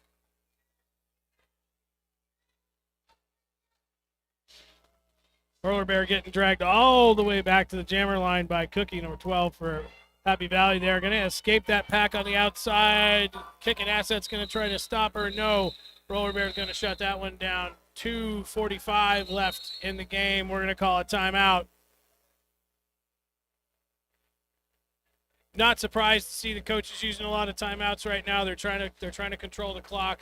The clock is not on Happy Valley's side right now, so I do understand what coach is doing, trying to get as much time out of the period clock as possible. Happy Valley's captain, Cookie, out there with some, words of affirmation for Prince Albert, the head referee.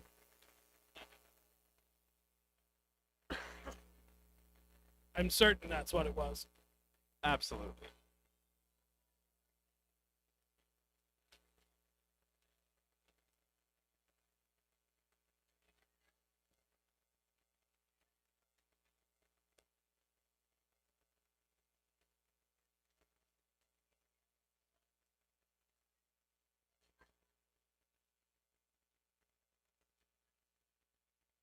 Happy Valley's ass coach is over chatting with the officials, but the Master of Time called the end of the timeout, so the next whistle will be Derby.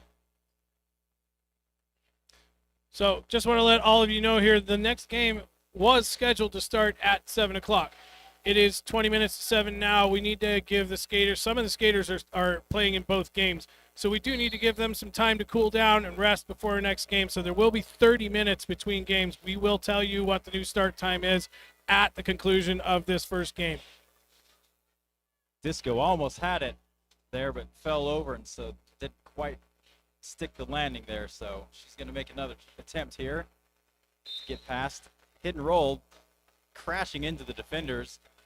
And physics said no, bouncing back, but thought Disco was going to make it this time, but she didn't quite make it. No, it's because she ran into off the rails, and off the rails sent her flying and all the way back between the jammer and pivot line here in the straightaway.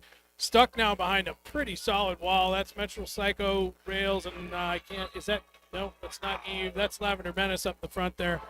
Somehow hit and roll found a toe stops worth of space to step on and made it through as the lead jammer.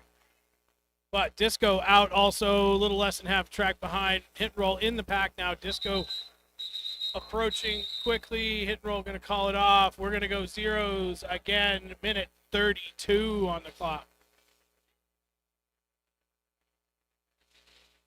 There is nothing insurmountable about this lead. The single jam, the record single jam score for non-competitive play is something like 60 points. Oh my gosh. Yep. And with no timeouts left for Happy Valley, Wasatch is happy to let the clock run. Yeah, and that's exactly what they're going to do. Hopefully they can secure lead jammer, be in control of things.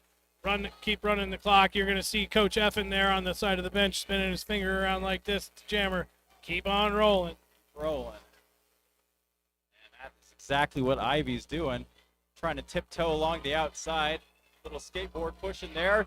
Made it past that last defender for 4 points.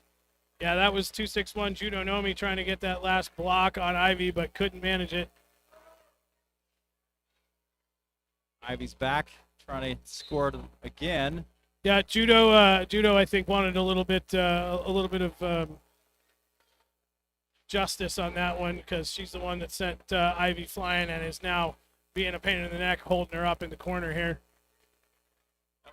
And I believe Hell's Bell is still on the initial pass, so she's completed the initial pass. So 1 minute left in the jam. The game time is down to 5 seconds, so whenever Devil's Ivy feels like ending it, it'll end. And here comes Ivy, eyeing the defenders in front of her.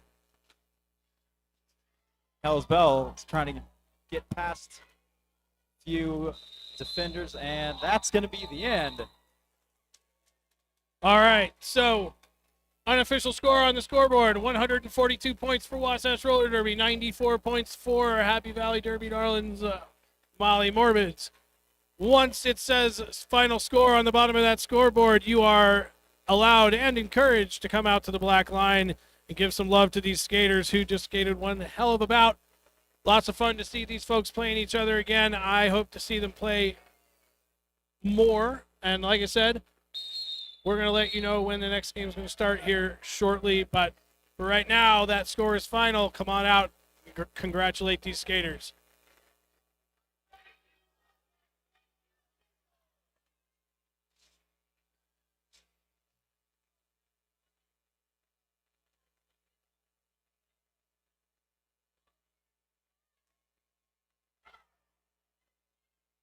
Happy Valley wanted me to let all of you know that they do have merch set up now, so if you would like some Happy Valley merch, go check out the table.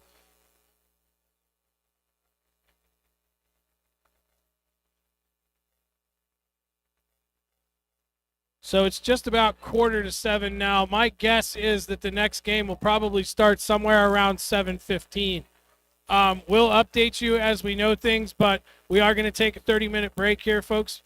Please make sure to visit the raffle booth. Once again, the raffle prizes will be called at halftime of the second game. And stick around because we'll be back for the second game as well. All right. Your winners for game one, our hometown heroes, Wasatch Roller Derby Midnight Terror.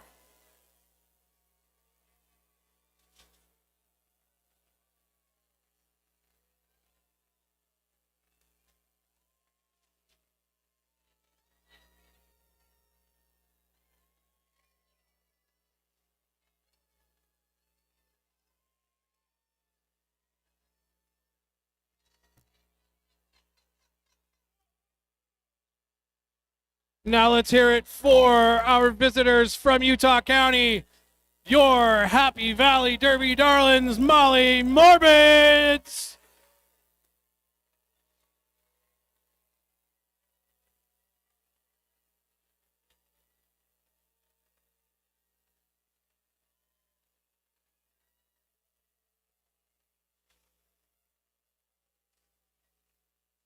Thanks for calling with me, Shifty. It's been fun so far. We're going to go take a little bit of a break. We'll update you on the start time of the next game as soon as we know, but my guess is somewhere around 7:15.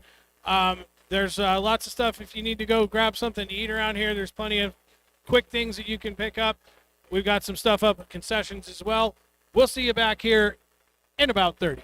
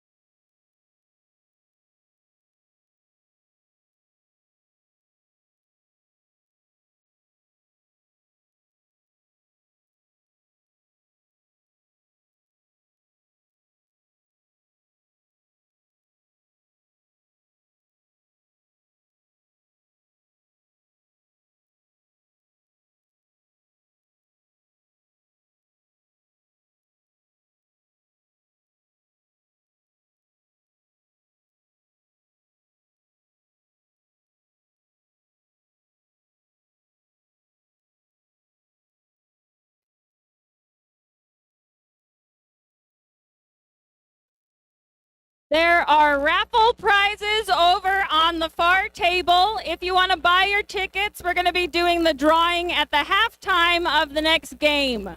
We've got gift cards for Second Summit Cider, Lovebound Library, Groovy Peach Piercing, and Iconoclad, as well as a very cool jacket and sunglasses from Pit Viper. So go grab some raffle tickets. They're cheap, and you might win.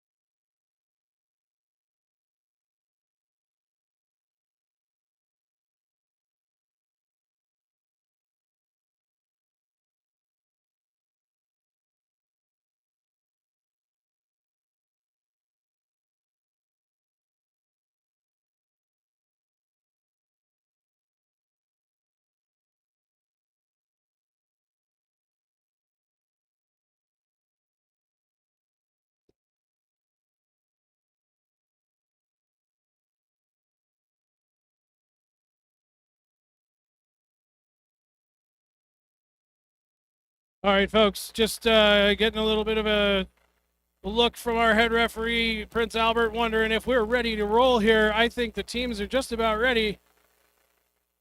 Shifty and I are just getting our things put together, getting some music set up. I gotta put a snack in my face. I spent that whole break and was supposed to eat a snack, and I failed utterly. Spent the entire time talking, so that I could come back up here and spend the entire time talking.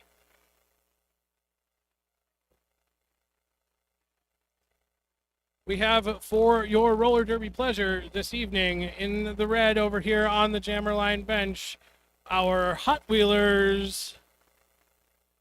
And in black on the pivot line bench, we have the Disco Devils.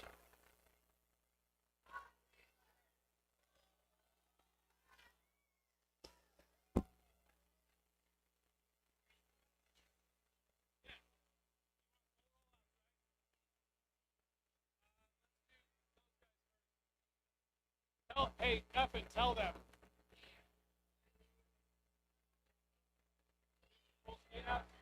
Done. Albert, full rollout. Full rollout. Yeah.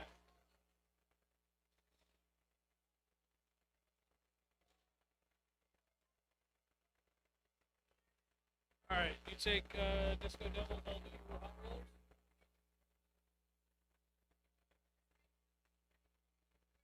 All right, folks. After much discussion, we've decided to start a roller derby game. So, once the skaters get on the line here, off the rails leading the way here, trying to get everybody to follow suit. She's like, I just played a game, y'all. I'm cooling off. I want to keep going. I'm sure that's exactly what she's thinking. 100%. She's got so much energy left. You could see it in her face. Look.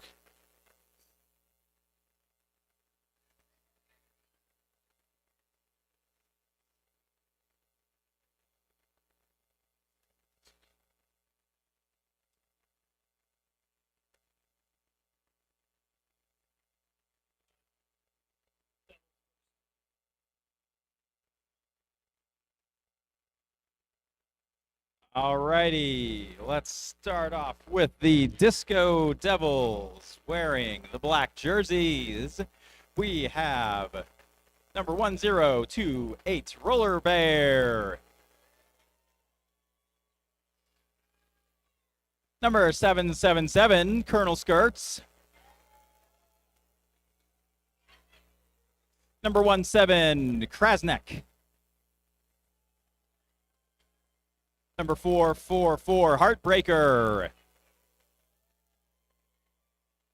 number 516 Chasey Jones, number 89 Apollo, number 8 Taco Del Mar, number 0424 Turbo,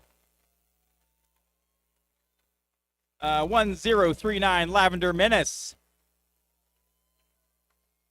number 7734 Eve Hell. I'll get it right one day. Number 93 Devil's Ivy,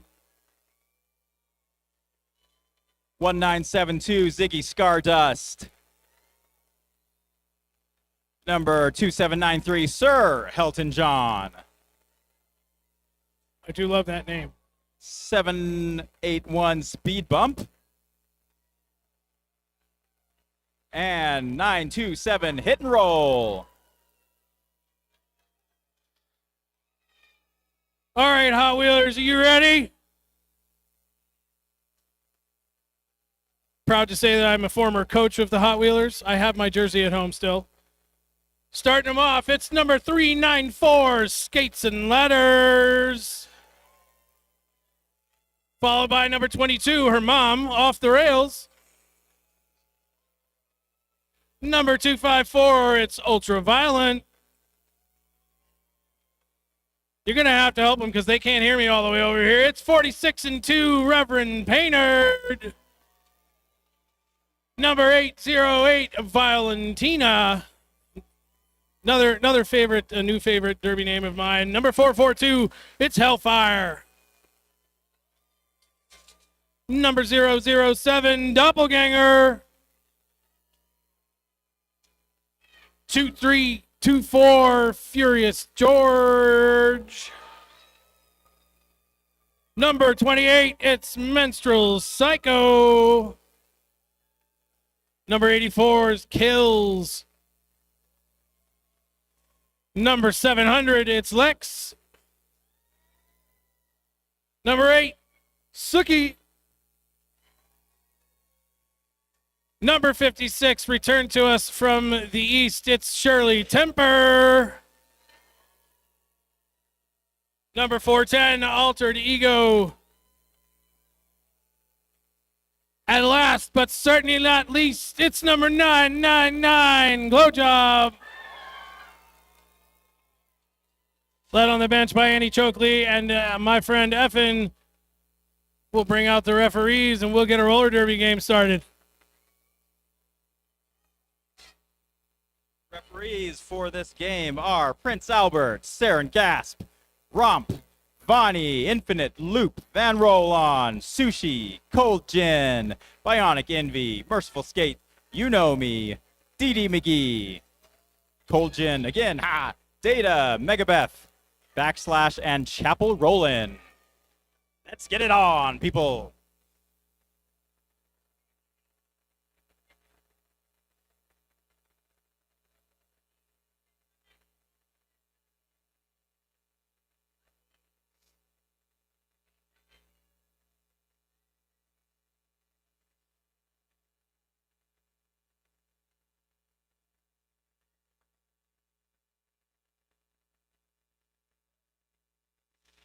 All right, Prince Albert looking for the thumbs up from his crew out here on the track. Jam timer's whistle has blown. It's time to start roller derby.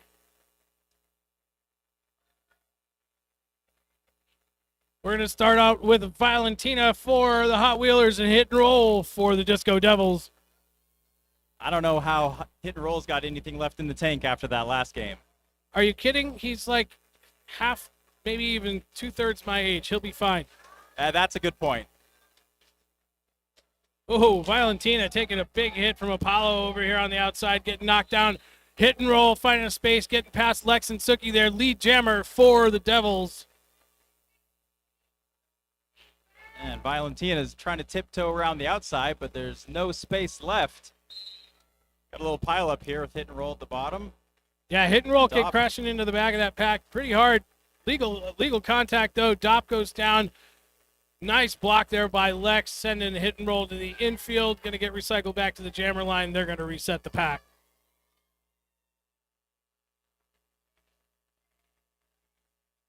And Valentina shoved out on the inside track, still trying to get done with that initial pass. Hit and Yeah, Roll's recycled way back to the start line. And we got a handoff, so Suki's going to be the new jammer for the Hot Wheelers. everybody loves jammer Suki, and just including Suki. And as quick as she came, the jam is over. But Devils managed to pick up 4 on the first jam, so 4-0 advantage Devils. Jam 2 coming up. It's going to be Ziggy Stardust, 1972, wearing the star for the Devils, and 46-2, Reverend Painerd. This might be the first time I haven't seen Rev in a skirt at a bout. It is a little bit gotta odd. watch him sometimes. Yeah, it is odd. Still got the fancy footwork, though. Rev slips around the last defender. He's the lead jammer. And here he comes, creeping up on the back of the pack and bails to the inside. It has to be recycled back. Number Ziggy. 17, Krasnak, doing a really nice job of containing Rev there, but he does manage to escape the outside of turn 2, threw on 4 more points on the board. We're going to go even scores for the Hot Wheelers and Disco Devils, but Rev back around on a scoring trip now as well. Going to change that real quick. Ziggy having a heck of a time getting past those Hot Wheelers defenders. Bodies hit the floor down here, turn 3. Got one headed to the box. Yeah, it's going to be Krasnak who took the star cover. Looks like it was a successful star pass. So Krasnak is now the jammer of record in the penalty box. Not good news when Reverend Painter's wearing the star on the other side of the track. Power jam for Hot Wheelers. And Rev getting pushy, doing some spin moves and made it past the defenders there. Yeah, some of the players looking for a penalty there, but you watch the referees. They're signaling to one another that the contact was legal. So no penalty call on Rev. Krasnak out of the penalty box now, done with their penalty. Rev's going to get recycled back almost to the jammer line. Great nudge out of bounds there by Taco Del Mar. Yeah, Taco played really well in the last game, but looks like might have gone out of play. Yeah, I think that's what happened. Went a little bit too far back on that hit on Rev. Going to go to the penalty box for an out of play block.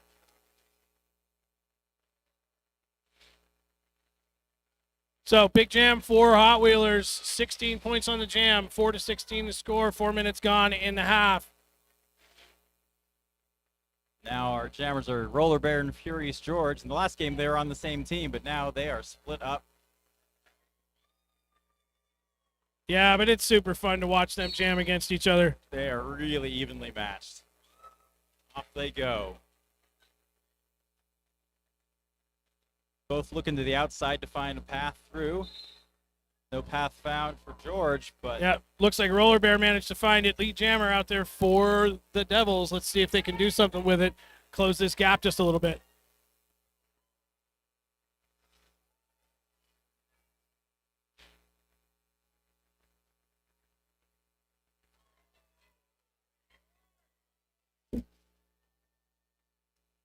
and Furious George is going to put the cap back on a scoring pass now. Pack's moving, but she won't quite make it there. Roller Bear calls the jam off. So nice job by Bear picking up 6 points on that, closing the gap a little bit between them and Hot Wheelers. 10-16 to score. Jam 4 coming up. It's Valentina, number 808 for the Hot Wheelers, and Devil's Ivy, number 93 for the Devils. And Valentina is one of the recent graduates of the Crash Course class and doing really well out there on the track. Ivy found a path on the inside lane, and so she's going to be the lead jammer, but look out, here comes Valentina. That pack is moving. It's hard to tell who's chasing who.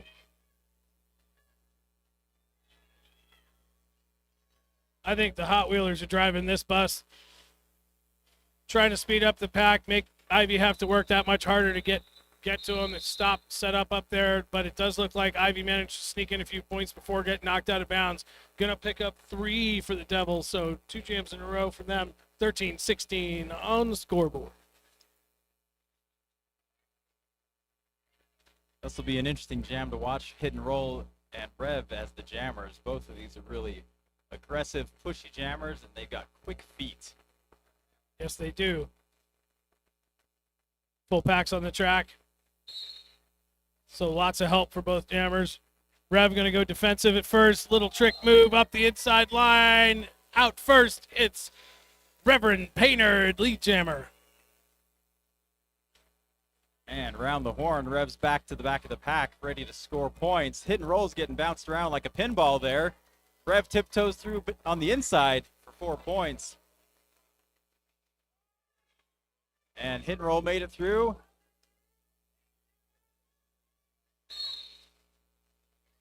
Rev weaving and calls off the jam very casually before Hit and Roll can get to the pack. Rev manages to +5 on that one. We're going to go 13-21. Effin, the coach for the Hot Wheelers, is out on the track talking to Prince Albert. You'll have that. He's chatty.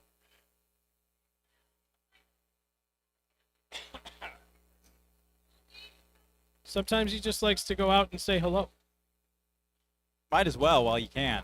right? Here we go. Roller Bear crashing into defenders.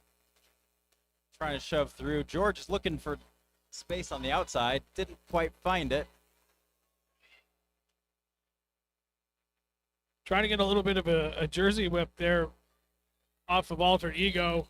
Didn't get it, but Nice. Roller Bear found an opening. So Roller Bear's the lead jammer.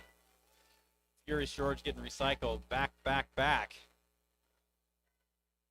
It's going to be tough to get past that wall with Colonel Skirts. And we got a handoff, though. Here comes Glow Job. She's going to be the new jammer. see if Glow can get in there, pick up a couple of points before. Nope, they're going to call it off. Disco Devil's going to shut this one down. Not going to take any chances. All right, looks like Devils managed to pick up 3, 16-22. Not quite 10 minutes gone in the half. So a 6-point lead by the Hot Wheelers.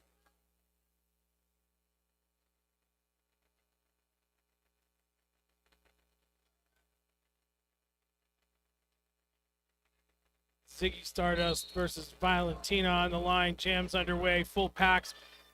Both lined up back here at the jammer line. Valentina going to find some space on the outside of turn 1. Lead jammer for our Hot Wheelers. Great offense by Suki there, pushing, plowing away through. An opening for Valentina. Ziggy Stardust gets recycled halfway back to the jam line. Yeah, Skates and Ladders taking her out and going back. Going to Oh, get knocked out by Valentina. Suki as well. But Valentina's going to call the jam off. Quick points and call it. Push that lead up a little bit more.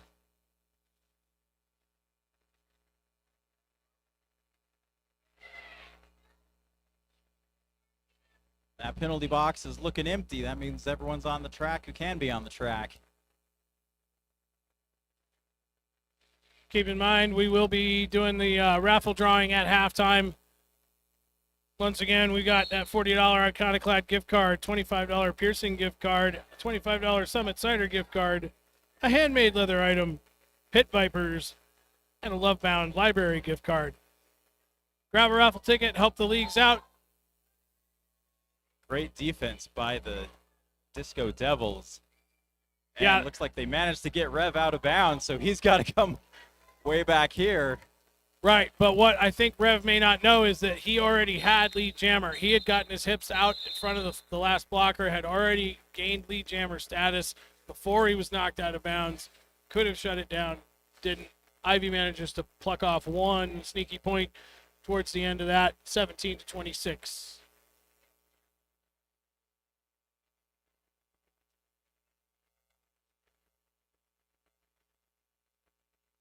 Full wall of Disco Devils right up on the jam line here. For the pip line. Hit and roll found the opening wide open on the outside, and there he goes. He's the lead jammer. Yeah, I think that opening was courtesy of Colonel Skirts out there on the outside. A little bit of offense, squishing those Hot Wheelers blockers in. Once again doing that, but gets caught by Menstrual Psycho, sent to the out of bounds again. Back in, slides through past Glow Job. 4 more points on the board for hit and roll. Did he get the call off in time? No, he did not. Hot Wheelers managed to pick up 2 on that one. 2 sneaky points. Sneaky game. Furious George.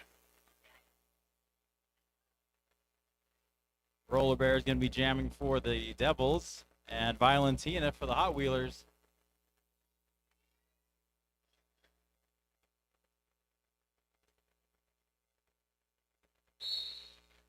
Suki over there resetting the offense. Nice move, knocking Again. Devils blockers to the inside. Valentina is out, lead jammer. Suki just a wrecking ball in there. Send Roller Bear flying, recycled all the way back behind the jammer line and then fed up to the blockers waiting at the pivot line. Currently duking it out with Shirley Temper, Lex, and Snakes and Ladders up there, Skates and Ladders. Valentina dancing back and forth. Can't quite make it past those defenders. Apollo's going to recycle them back. Yeah, Suki now joining the fight there. I don't think Roller Bear's going to get past those guys, but it's like we said before, you roll around in the pack enough, you start passing hips while you're in the fray, picking up points. So my guess is no points on the board. Points on that one. So nice job by Valentina and the Hot Wheelers blockers 4 hard-earned points on the board, 21-32.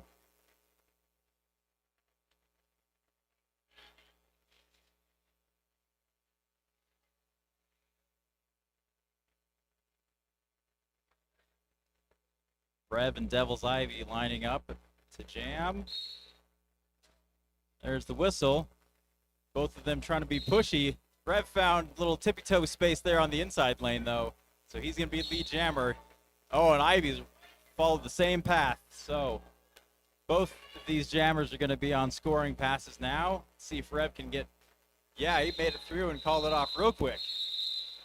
Yeah, it was a nice little piece of offensive blocking by 254 Ultraviolet, making that space initially for Rev, but unfortunately Ivy was able to follow him through and get out as well. But nice work creating that space.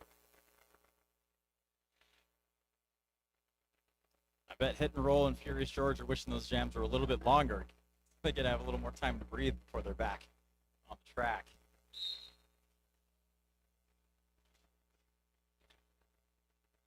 A lot of scuffling. Hit and Roll comes out in front.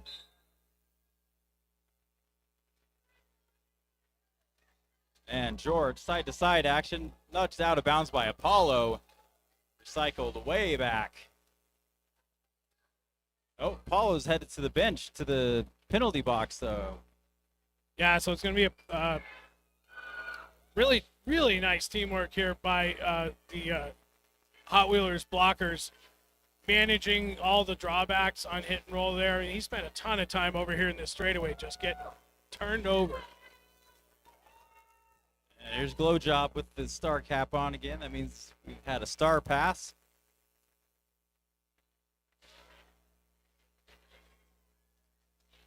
And here she comes trying to squeeze some points out. See if she can do it. Oh, Hit and Roll tried to jump over somebody and landed on their shoulder and out of bounds. Yeah, tried to jump over Kills. Kills just wasn't having any of that. And last minute hit by like Hellfire. No, that was Rails knocked him Yeah, out it's of Rails. bounds.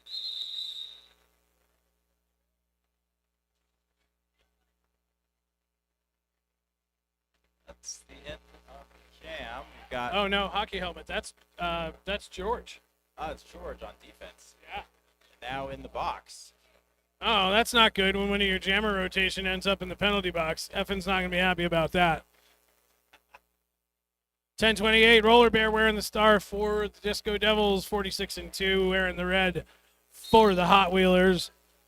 And halfway through this first period of play, still a very close game. Rev's got some backwards action there. Nice. I don't know how he does that. Nice little pirouette by Rev, just wanders on through. Lead jammer, Hot Wheelers. Excellent defense out there by Skates and Ladders. Knocking Roller Bear around and forcing there to slow it up while Rev just sneaks through.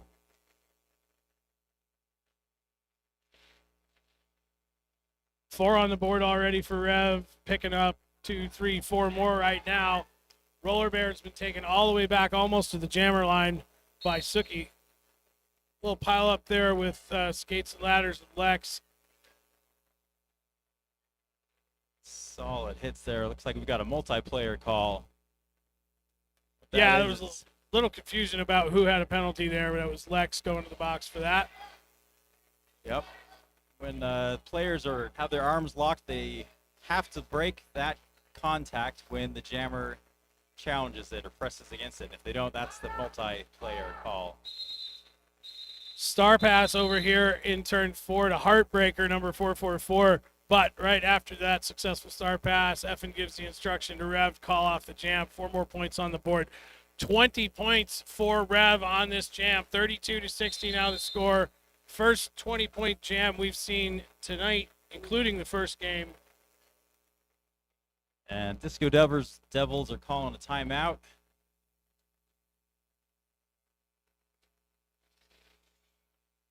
Yeah, team timeout for Devils. Got to make a plan here. I know part of my plan.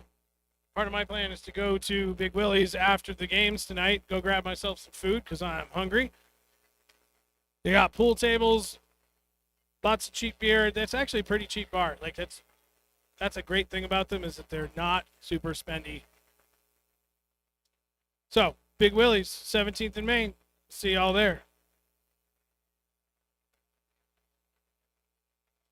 And we want to give a shout out to Aspen Press and Packaging. They printed the flyers for the bout tonight. Appreciate that.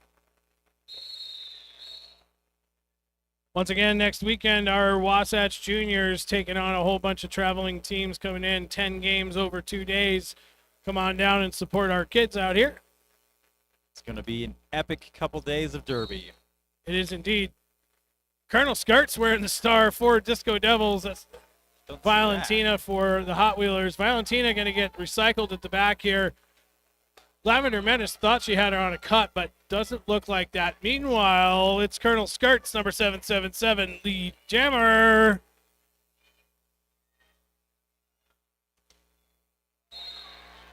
Colonel Skirts hits the deck. We got a star pass to Rails, number 22. So she's going to be the jammer for however long it lasts. And it lasts as long as Colonel says, I don't want to play this anymore, calling off the jam. Let's see what she managed to pick up. Did get 4 points on the jam, 36-60.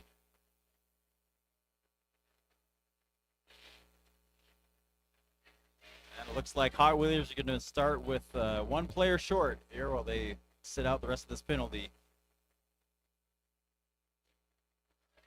Yeah, pack advantage for the Disco Devils. Rev and Ivy ready to go. Defenders gave him some runaway, and Ivy takes advantage, tiptoes around the outside, so she's going to be the lead jammer. Yep. Rev's going to have to get past these blockers. Spinning around. Paulo's right with him, though.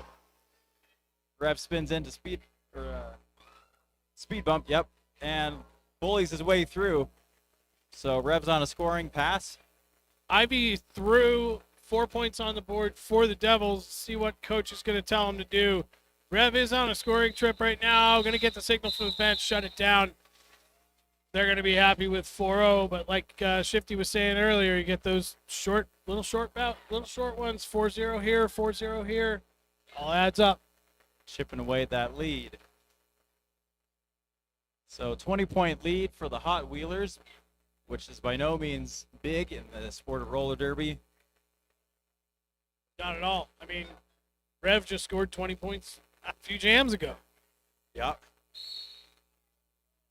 Number 56, Shirley Temper wearing the star for the first time for the Hot Wheelers. Once again, it's going to be 777. Colonel Skirts with the star for the Devils. And Temper with some shoving and footwork. Looks like they did get the lead jam status, but Colonel Skirts is making moves. Taco Del Mar running out there trying to see if they could catch Shirley Temper, but no luck. Here comes Temper. Look out, though, because Skirts is right on their tail. And All right, that's the end of that jam. so we got one Devil in the box. I think Temper, yeah, managed to pick up all four. I'm surprised. I have a bad vantage point from here. You can't see side to side from behind. I thought Colonel might have picked up one at the end, one sneaky point at the end, but no such luck. 4 points on the board for the Hot Wheelers, 40-64. Just under 10 minutes left in the first half. There's the whistle. And Furious George out trying to push through in front. Hit and roll is getting stuck behind those Hot Wheelers. Yeah, Furious George has some really nice offense by their teammate Suki there, number 8. Made a really nice hole, smart play by George, realizing that the blocker that had knocked him out had gone null for the cut, popping back in, using Suki as kind of a door to out of the pack, and now already around 2 more times. George hopped over the apex. Looks like may not have made it, but she's going to end the jam and not give Hit and Roll a chance to catch up. So Hot Wheelers are going to have to settle for 4 on that one. You do have to land in bounds, but it looks like the referees are having a chat. So we'll see if they're going to award any points on that. I don't want to make final determination.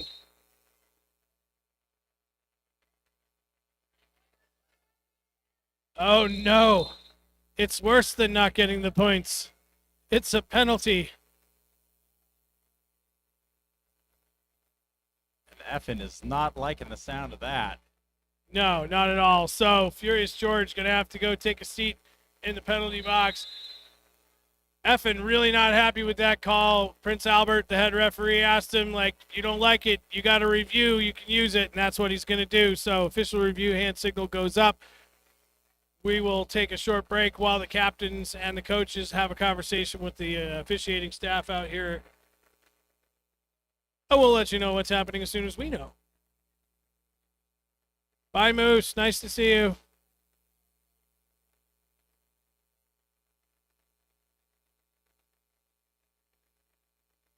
Want to once again thank the Pie Pizzeria for being a very long time supporter of roller derby here in Salt Lake City.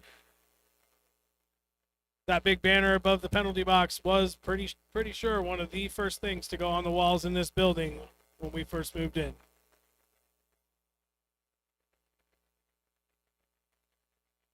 Speaking of buildings, if you know anybody who's got one about the similar size to this, Wasatch Roller Derby and all the rest of the leagues that use this building would really love to talk to you.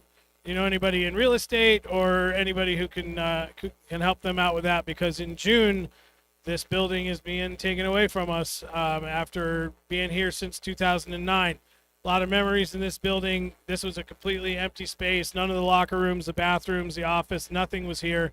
We built all of this over the years in this building, so it's going to be hard to see it go away. So if you have a line on a piece of real estate that looks something like what you're sitting in that we can adapt to make our new home, please go talk to somebody up at concessions or come talk to me after the game.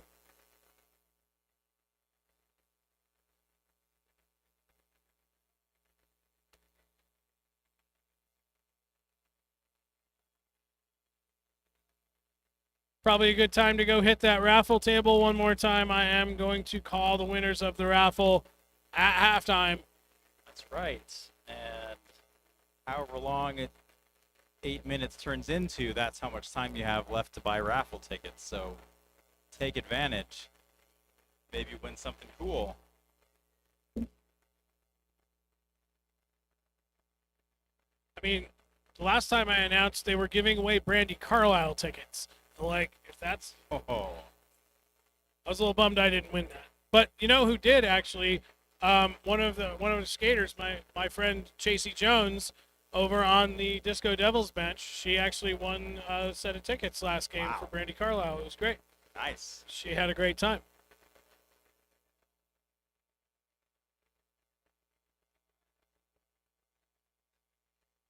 Not really sure what's going on the track here, but I am here to tell you that floor is not clean, children.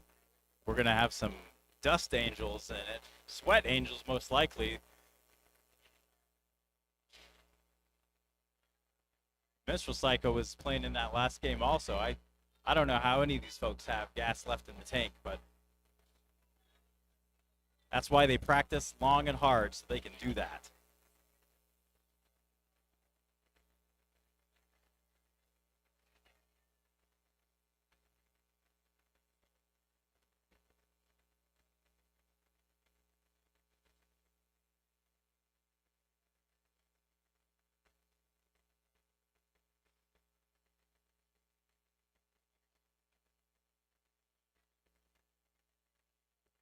All right, so the decision has been given to the coaches. So Effin was reviewing the penalty issued to Furious George. Not only did he win the review and get George out of the penalty box, but they were awarded 4 more points on the last jam. So nice job, Coach Effin, winning a review. It's always a tough thing to do, but it's nice when the officials look at the whole story and realize that they might have made a mistake. They are, after all, only human. Indeed. And Devil's Ivy maybe part machine because she is cranking through those defenders. Yeah, out first, lead jammer for Disco Devils, now already back in the pack on a scoring trip. Meeting some stiff resistance, though. Pretty good blocking from Hot Wheelers tonight. And down to those last two defenders. Good defense there. They shove her out of bounds. She's got to come back to the pack. That's a really nice job by number 84, Kills there, taking Ivy out. But Ivy had been in the pack quite a bit, swirling around in there, managed to swirl around enough to pick up 4 more points for the Disco Devils. Nothing on the Hot Wheelers side, 44-72.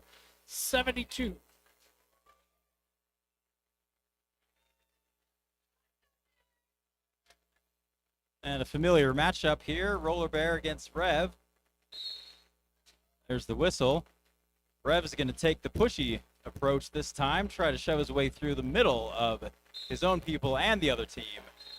And it looks like it worked. He got it. It's lead jammer, but Roller Bear's right on his tail. Yeah, Taco Del Mar doing a pretty good job of holding up Rev there, but just couldn't hang on by herself. So out he goes. But like you say, Roller Bear right on his heels. Pack moving pretty quick down here in turn 4. Rev going to get a little bump from a teammate there. Going to go to the inside, call it off, picking up 2 points.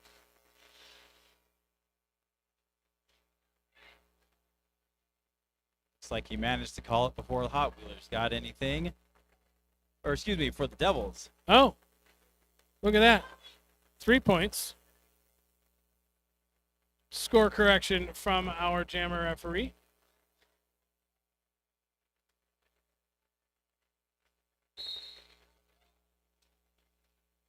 So Jam 20, hit and roll. Comes out in front is the lead jammer. He is closing in fast against the pack, but here comes Furious George, another quick skater. Great defense there by Suki. Yeah. The Hit and roll acceleration. bounced right off. Yeah. The acceleration of hit and roll on that lead jammer run. Y'all can't see it from over there, but from my vantage point, like, they opened up a lane for him on the outside, and it was like an F1 car taking off from the line. He was just gone.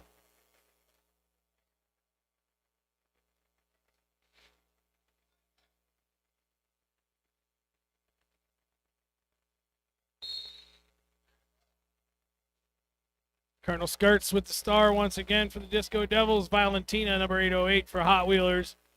Chasey Jones going to re-enter from the penalty box. We're going to go full packs on both sides, I believe. Yep, penalty box is empty now. Both jammers fighting away with the blockers in turn 1. Looks like Valentina got one to beat, getting a little bit of help. Made it past speed bump there. Nice work for Valentina, the lead jammer. Colonel Skirts has got one defender left. Blasts past Menstrual Psycho. So Skirts is on a scoring pass. Valentina hears over the turmoil to call it off and does so before Skirts can get in there and get any points out of it. Managed to pick up 2 for Hot Wheelers, just adding little by little to the lead. 4 minutes left in the half. Get over there and get those raffle tickets, folks. I see some people over there buying some right now. You better get over there. 4 minutes.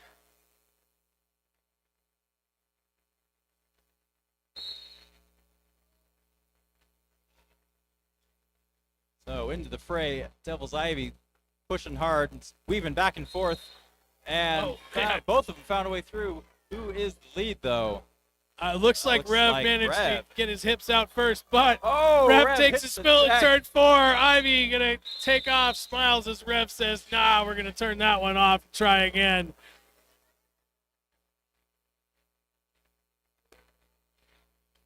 Don't see Rev hit the deck very often. No, you sure don't.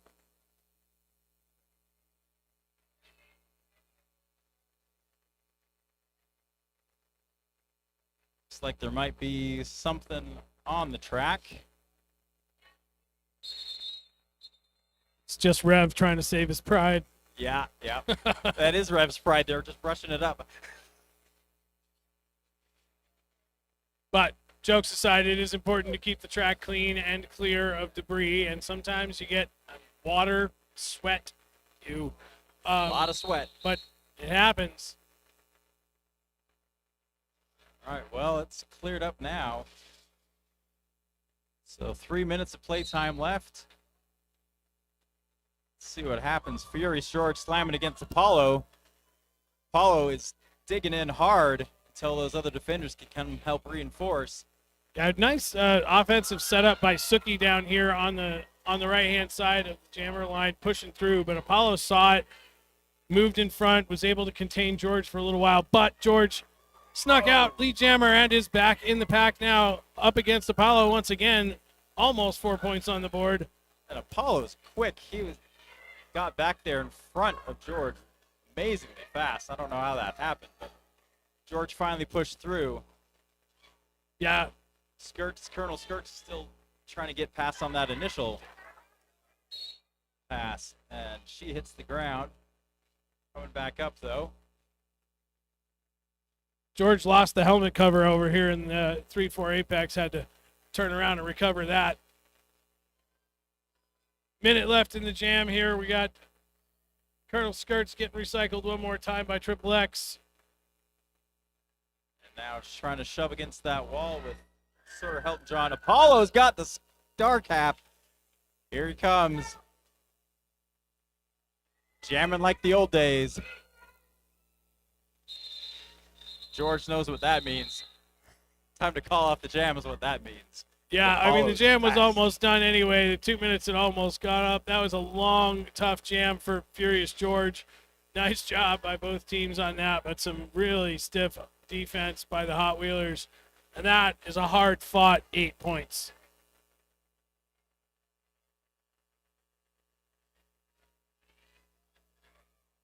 So a minute and change left on the game clock.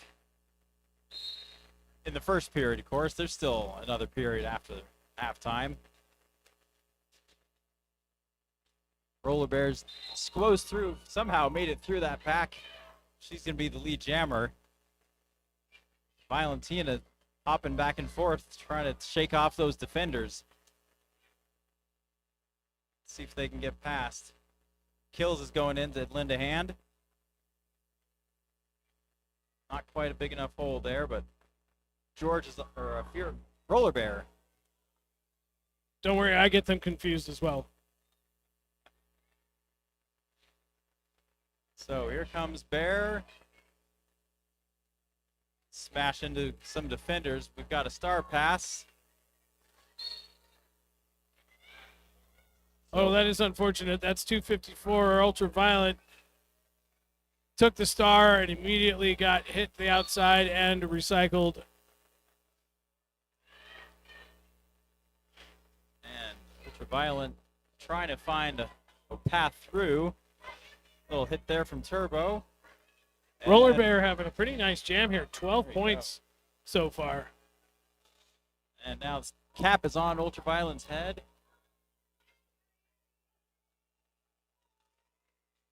The game clock has run out, so. And now the jam is over, so that's the end of the first half, folks. Oh, man, I thought we were going to end on a palindrome there, but Roller Bear got 4 more points, so no palindrome for me. All right, 15-minute intermission. I assume that somebody is going to bring me winning raffle ticket numbers shortly. So until I start calling raffle tickets, you can still go buy them. I'm going to talk to Ultraviolet over here, who is the bout producer, and see about getting them winning tickets. I'll be right back.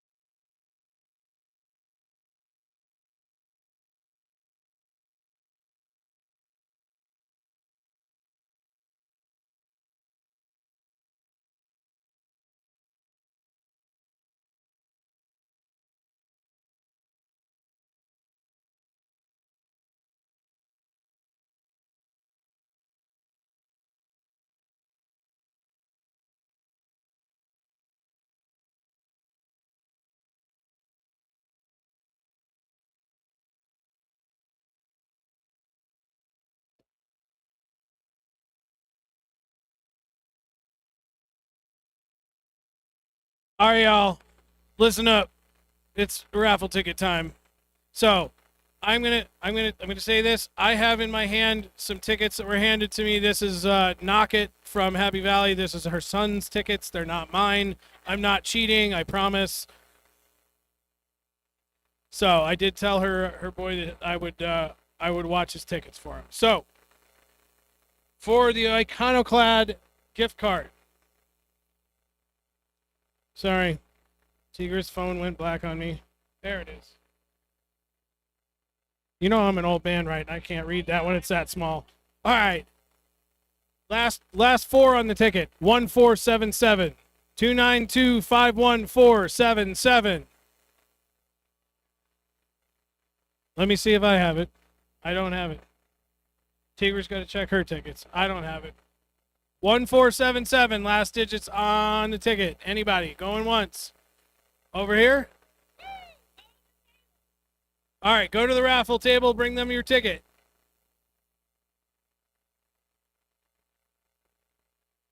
All right. Which one is this? Groovy Peach Piercing gift card. Last four on the ticket. 1425 292 51425. 1425. Anybody? 292 51425. Going once, twice, and next.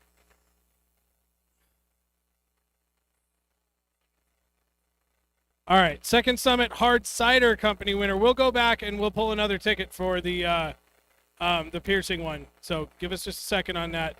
UV, we need another ticket for the piercing. All right, this one is the Second Summit Cider. 292 51474. 292 51474. Anybody? What do we got? Big winner over here. All right, head over to the table and grab that. That's Moose. Moose used to play roller derby with us here a long time ago.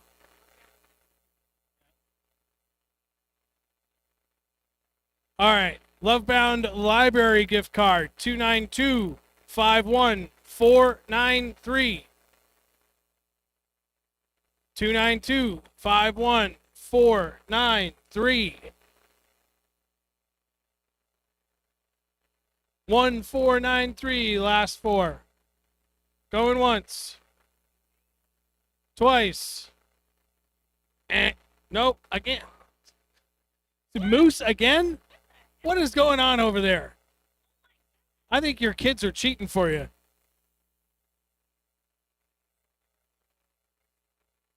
Okay, so the piercing, we've got a new winner for the piercing. Hang on a second.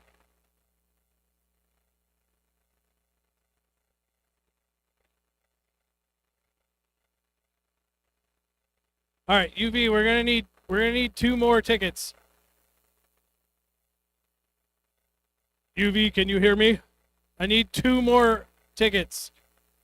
I need another one for the piercing. And we need one for, what was the last one that we didn't get a winner on? And the Pit Viper one.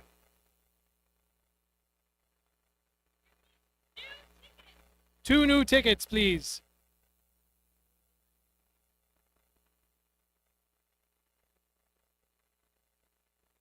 This one. We haven't done this one yet. So, Pit Vipers. 292 51481. 292 51481. It's going to be Moose again. I know the numbers by now. You're kidding me, kid.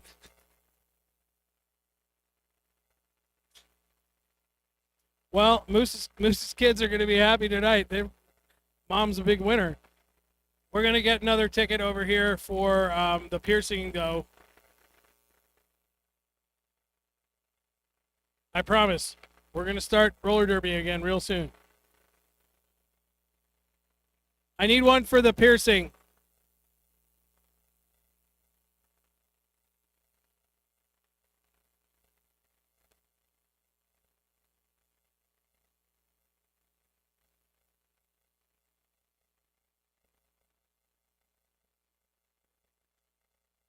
All right.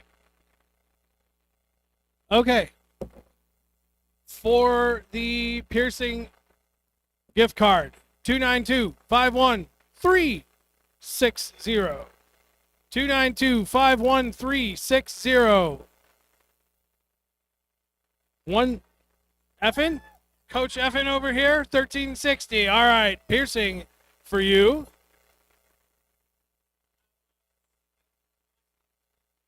Okay. I think that I already called it. We're done? Yep. All right, and that's it. Congrats to all the winners. Congrats to Moose and family. We'll be back to roller derby here in about 5 minutes. Go ahead and take a break, go up to concessions. I'm going to take a quick break. We'll be right back.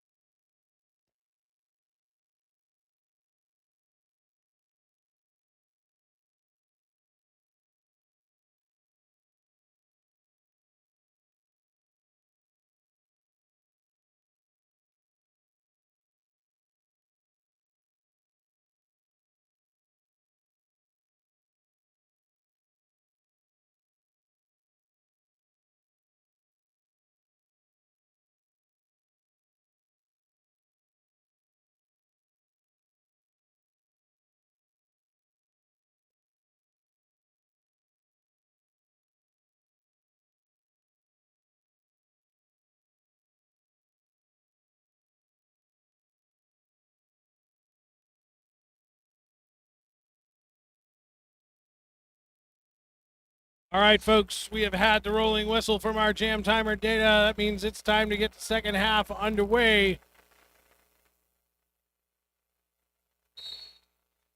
It looks like the Devils are starting one player short. Yeah, Penalties do carry over if it's not finished up for the halftime. You got to sit the rest out after halftime. wearing a star for the Devils is 927 hit and roll. There he goes. He found a little extra space on the outside lane. He's the lead jammer. It's 808 Valentina with the star for Hot Wheelers. Nice quick stash off to Suki, the pivot. Suki's out front. Taco Del Mar and Chase, but couldn't quite catch Suki.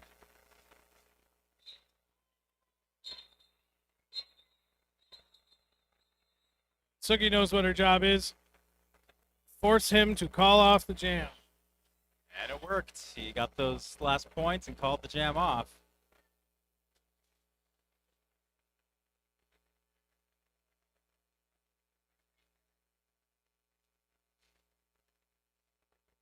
We've got Rev jamming for the Hot Wheelers. And Devil's Ivy for the Disco Devils. This has been a fun pair to watch jam against one another.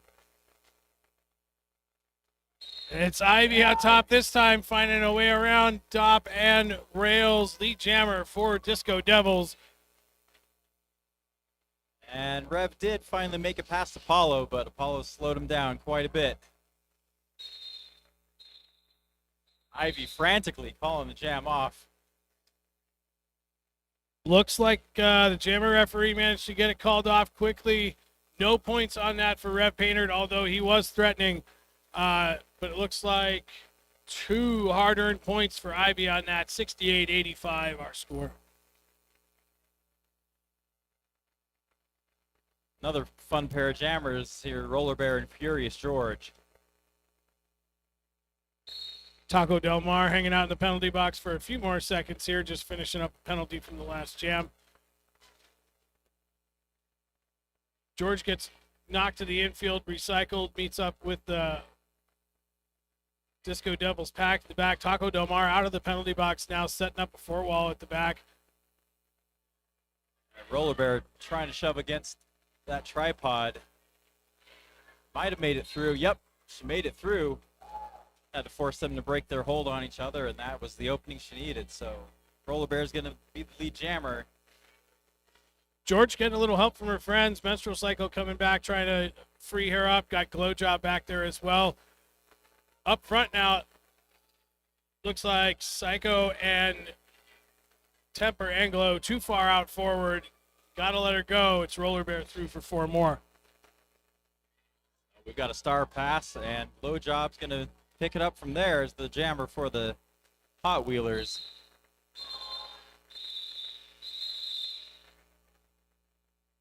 And at the end of that jam, we've got a forearm penalty called on someone.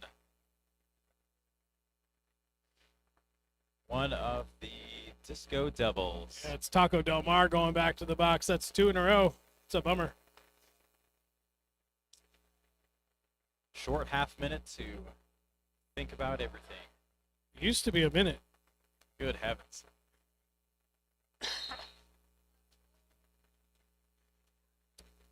Valentina made it out in front of Hit and Roll. That's great, and Hit and Roll is putting the pressure on now. He's keeping his eye on Valentina. Valentina doesn't want that heat, so gonna call that one off. Yep, start over. That was really good skating over here by Hit and Roll. Everybody's attention was on the inside. Nobody was looking at him. And if you could see the grin on Hit and Roll's face as he was watching Valentina, I would have called it off too. He was up to mischief. He was ready. Yes, he was. Reverend Painter and Devil's Ivy once again on the line together. Full packs on the track. Both go for the inside. Both get shoved out in the inside. Rev's trying to bully his way through the last couple defenders, but Apollo is always in front of him. Yeah, Apollo's been playing amazing defense in this game.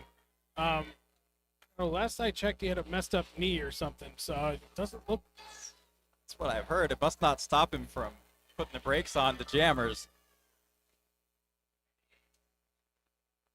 No, not at all. Nor the brakes on himself, for that matter. Yep. But Reverend Painter out of the pack now on a scoring trip. Going to force Ivy to make that call off. She's been tangled up in the pack over there. But as we've said before, Rumble Rumble managed to get 4 points in the match, 78-85, cutting on that lead. Just like that, the lead's down to 7 points. Little here, little there. That is what does it. That The Roller defenders are Bear. right up on the jam line. Yeah, everybody's right back here. Roller Bear and Furious George, the jammers again. Full packs on the track. George going to go straight up the middle. Roller Bear trying to go outside. Both sets of blockers doing a really nice job of stopping him, but it's going to be Roller Bear first on the inside.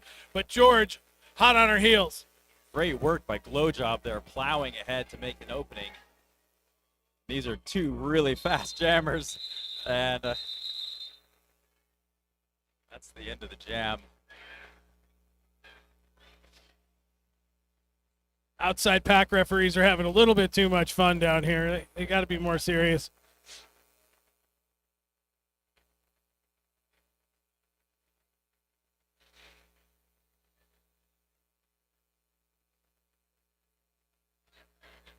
So we are at least one skater short for the Devils at the start of this one. Yeah, unfortunately, I think it's the purple helmet of... No, Taco's Hit in the and roll box. getting shoved out of bounds by Lex there. Great defense. He's going to try to bully past Suki, and Suki says, I don't think so. Yeah, he's tried to tangle with Suki a number of times tonight, and it always seems to turn out badly for him. Not that time. Managed to take advantage, get through. Lead jammer for hit and roll, finally. Speaking of Suki, here she comes. Coming to get revenge. Yep. Now the pack's moving. See if hit and roll can get through before Suki catches up. Got two, maybe three, or if he got around Lex, got knocked to the inside, or sorry, the outside right at the end there. A little slow to get up. It was a solid hit from Lex.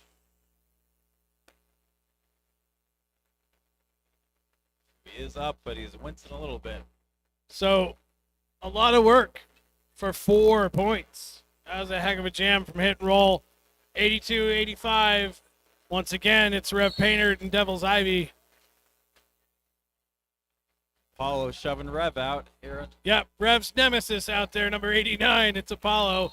Yep. We were talking about junior players earlier. Apollo is a graduate of the juniors program here at Wasatch, now one of the coaches for them, as well as a member of the adult team. Rev's got, no, Ivy has the lead jam, according to the scoreboard. Rev's trying to get past going reverse. Sometimes it works, though. For Rev it does. I don't know how, but All right, so Ivy has lead. and Rev is Rev on a scoring trip, 4 points on the board already. Ivy, oh no, going to the penalty headed box, to the box. lost lead and a power jam for Reverend Painter. Not what the Devils needed right now. going to be a full minute of jam because there's no longer a lead jammer, so we're going to run this one out. And Rev is back at the back of the pack here. Weaving in and out of traffic, made it past Apollo that time, 4 points. Can't catch them all.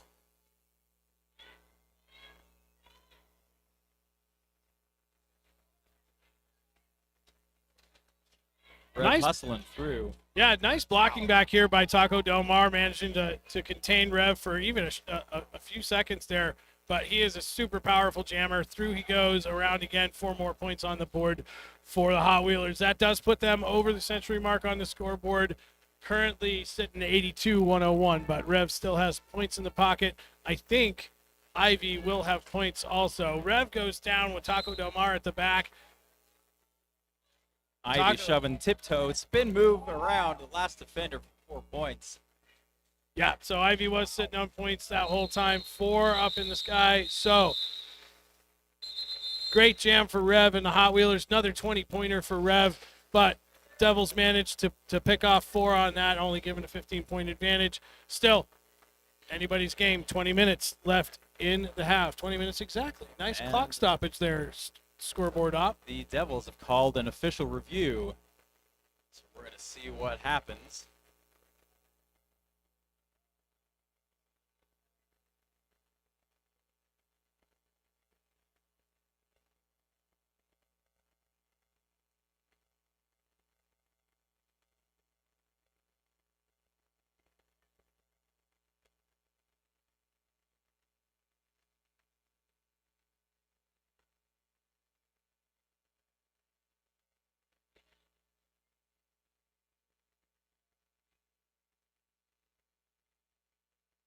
So we talked about the juniors tournament next weekend. The weekend after that is going to be, I believe it's the weekend after that. Beehive Skate Revolution is going to have their first game of the season. So you're not going to want to miss that. Going against Junction City Roller Derby from up north. March 28th is the date for that. So end of the month.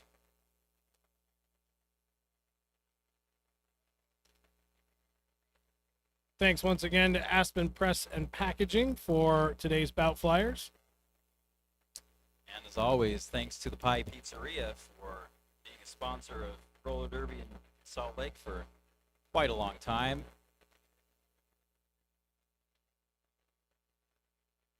And Big Willie's, which is now the party place for Wasatch Roller Derby.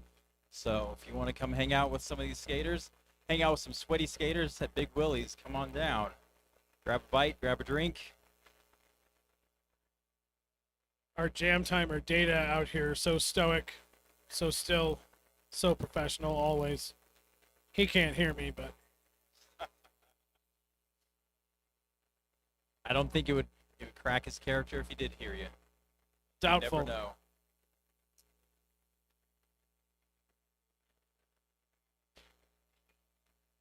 He's had to put up with me as a coach, as a head referee, so not much phases that guy.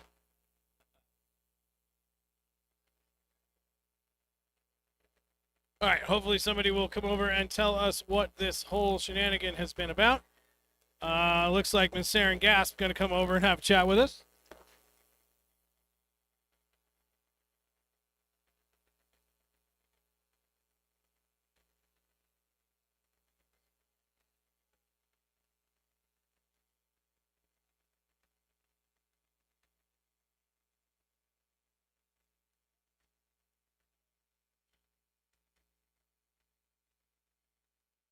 Okay, so the Devils were looking to get the penalty on Ivy rescinded. They were successful. That penalty has been taken away. They will retain their review for the period, because I don't think I told you this in the first game. If you win your review, you get another one. So, quick feet by Roller Bear. Look out, Furious George is coming in hot. Pack is moving fast, and it's going to be one heck of a skate off to see what happens. Roller Bear calls it off. Oh, it's all the way to the fourth whistle. I thought maybe Furious George picked one up, but no. Oh. 3-0 jam for the Devils. Nice work there by both jammers. And it's Shirley Temper, number 56, with the star against 777. It's Colonel Skirts. And quite the barren wasteland in between there. The defenders decide to come put some pressure on. Temper was off for a running start, but ran out of bounds, so they are recycled way on back by Apollo. Yeah, Colonel getting recycled also. Both jammers now kind of on even line. Temper going to take the lead. Got one to beat up there, but it's Apollo, and that is not an easy blocker to get past. They're pushing, going to see if they can bridge that pack out. Going to get some help there. Speed bump, 781, yep. But Ever closer to 20 feet. Temper manages to sneak out. Lead jammer, Hot Wheelers. And Colonel Skirts on the move, trying to get through on the inside lane. I think she made it, but those defenders reformed right in front of her. She's shoving hard against Suki, trying to bully her way through. I don't think it's going to work. Temper's up there, got stopped by a wall of devils.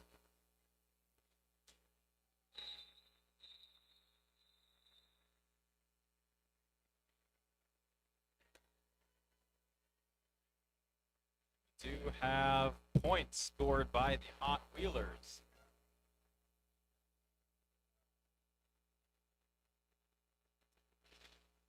So we were talking in the first period about how some of these folks that played in both games weren't looking tired. I think they're Folks, looking tired now. From this side of the track by the benches, I can tell you that has changed. For some of them, Roller Bear doesn't seem to have slowed down any, though. Nope. Valentina shuffling their feet, trying to get past those defenders. Man, that is a brutal Hot Wheelers wall. Roller Bear doing a really nice job of navigating through that. Skirting around that last block from Psycho, out 4 more points on the board for the Devils. This is a good jam for them. See if they can't close the gap on the score here just a little bit. And they put the brakes on Roller Bear. Got her out of bounds. Valentina slips to the ground, out of bounds. But at the front of the pack, Valentina made it through on that initial pass. So they do have a chance to score points, but Roller Bear says, not today, friend. 6 points, big points for the Disco Devils. Creeping up ever closer.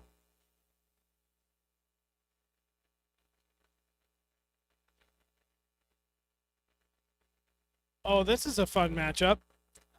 Colonel Skirts and Reverend Painter. I don't think we've seen this pairing yet tonight. We have not. They go to opposite ends of track. And there's Apollo putting the brakes on Rev. Oh, And it works, got him out of bounds on the inside. both jammers getting recycled. Colonel Skirt's going to recover first, but Rev's right back on the track, pushes through the center, and he's out. Lead jammer, Hot Wheelers. So Rev coming in fast. Colonel Skirts trying to get past one last defender and made it. So Skirts is on a scoring pass. Rev bullies his way past Apollo and calls the jam off nonchalantly. Yep, good heads-up play by Rev there, looking up as he comes out of the pack, checking where Colonel was. Makes the smart call, shut it down, 95, 113 score, 15 minutes left in the half, folks. 15 minutes left in the game. Plenty of time for the lead to change. Anything could happen in this last half of the second half. Some sports, they call that a quarter. Well, that's a bit more fractions than I signed up for. I know, right? Tonight. Devil's Ivy signed up for lead jammer, shoving past all those people. Look out, here comes Furious George. Low to the ground. Coming in fast. Ivy calling yep, off all on the way off to the the ground. Like Ivy manages to sneak in 2 points. Nice job there. Everybody likes a good dramatic call off from the ground jam. That would have made a great picture right there. It would, because Ivy on the ground on the infield, and then George sliding by on her knees in the outfield. It was great. Yep. Well, Valentina and Roller Bear are going to be jamming together again against each other. And they both try to go just straight ahead. Now they switch. Valentina zigzagging. Still caught up. Apollo got to him. Has Apollo taken a break, or is it just me, or is he in every jam? I'm not sure. Either really short jams or Apollo is pretty much everywhere. Just ever present. That's the kind of guy Apollo is. Valentina made it through, though. Somehow, that is amazing. So Lead Jammer goes to Valentina. Roller Bear is still stuck up in this tangle of people. And we've got a star pass. Here comes Apollo. Look out. Oh, and Apollo's loving it. Did he get a point in there, though? Oh, yes, he did. He got 2. 2 points. Sneaky. Yep. Ever closer to the century mark on the left side of the scoreboard, 99 and 117. That was a fun jam. 13 minutes left in the half. It's Colonel and Rev once again. Empty penalty box. We've got everyone on the track who can be on the track. A little bit of an offense by Rails there, trying to plow an opening for Rev. Rev spins out of bounds, back in. Colonel Skirts is stuck behind that wall of Hot Wheelers, but Rev made it through, so he's going to be the lead jammer and in control of this party.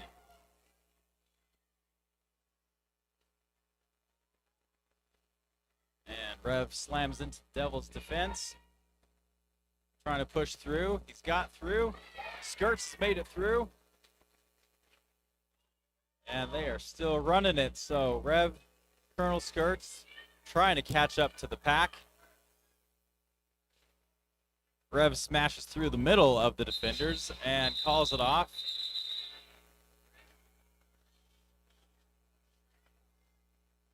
Seven points there for the Hot Wheelers on that jam.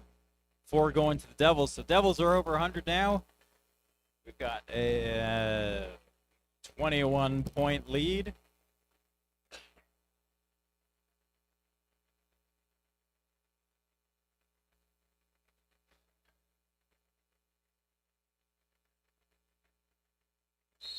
A lot of shuffling there before the whistle, and off they go. Devil's Ivy trying to tiptoe through the inside lane. Didn't quite get it. Furious George got recycled back. And here a no pack call. Ivy's still up there trying to dance through those defenders. Low job and Suki, and I think that's Lex, putting up a really good defense. Furious George shoving around the outside. Made it through. Furious George going to be the lead jammer. Here she comes. Ivy still stuck up against Suki. That's a hard one to get past. And Taco comes in for a little number 8 against number 8 shove. And Suki heads to the penalty box. So Furious George in control of the time here. And slamming into those defenders. But looks like didn't quite make it past Taco, though. And we've got a back block, I believe that is. So we have no lead jammer. Ivy's coming back from penalty land. So when both jammers go to the penalty box, the second one to get there pops the first one out, and then that second one only has to serve as much time as the first one was seated. So what that means is short penalty, and Furious George is back on the track. Racing through on the inside lane. Found a great opening there. Flying past. Here we got 12 seconds left. A little nudge on the inside to get defenders out of the way, but George had to get recycled back. Let's see if she can get past again. That's the end of that jam. Ran the clock out. 8 points, 11 points for the Hot Wheelers.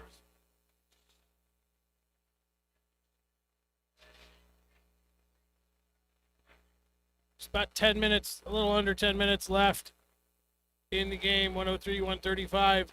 Still anybody's game, like Shifty said earlier. Got Roller Bear against Valentina in this one. Empty penalty box, full packs on the track, and they're off.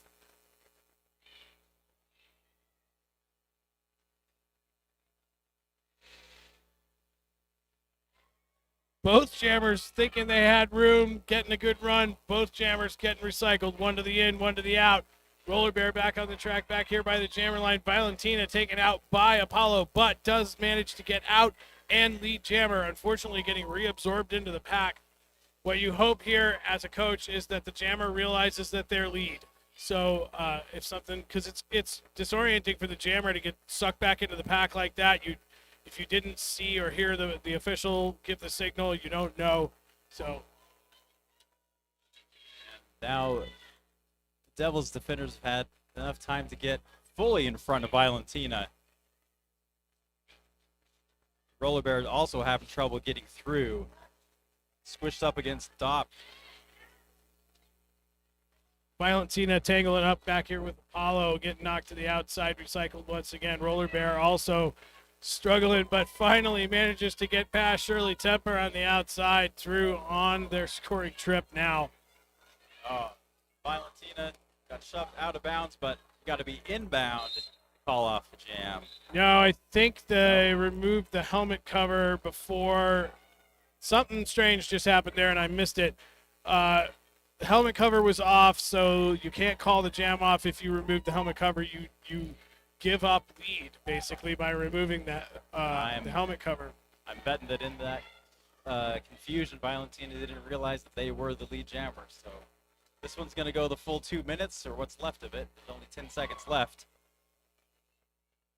Yeah, tough jam. Really, really good blocking for both sides in this. Jammers have really, really had to earn every point on this.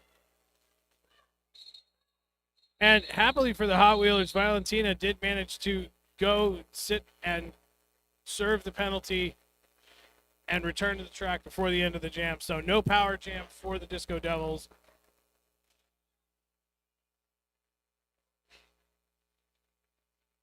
So Colonel Skirts going up against Rev.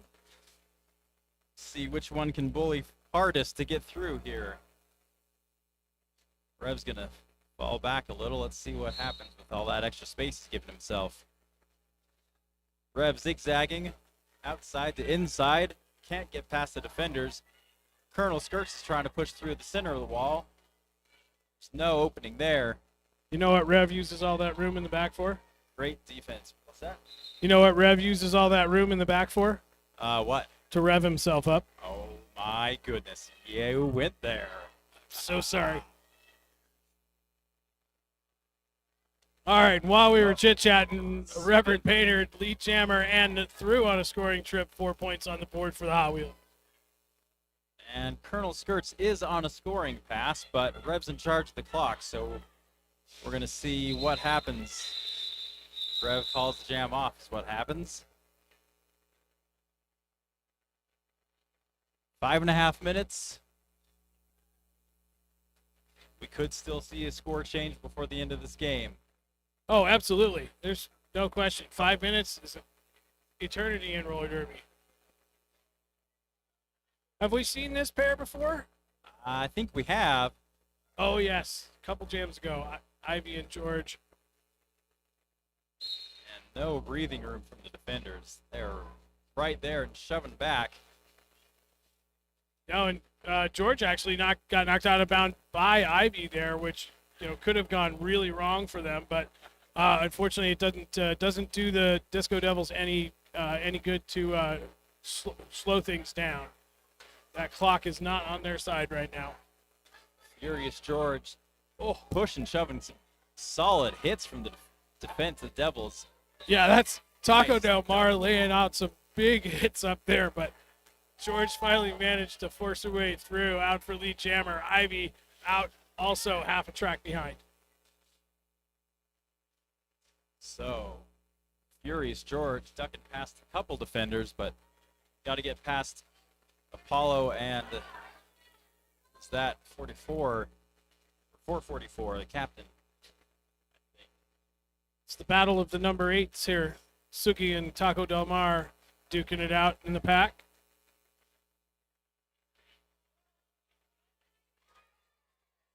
Nice work there by Ivy, just tiptoeing through. It helps when you have those really big, long legs. Yep. George heard the message, called the jam off.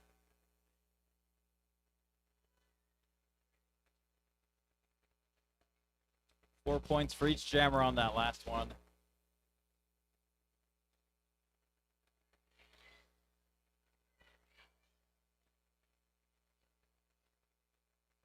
Hot Wheelers making some last-minute adjustments.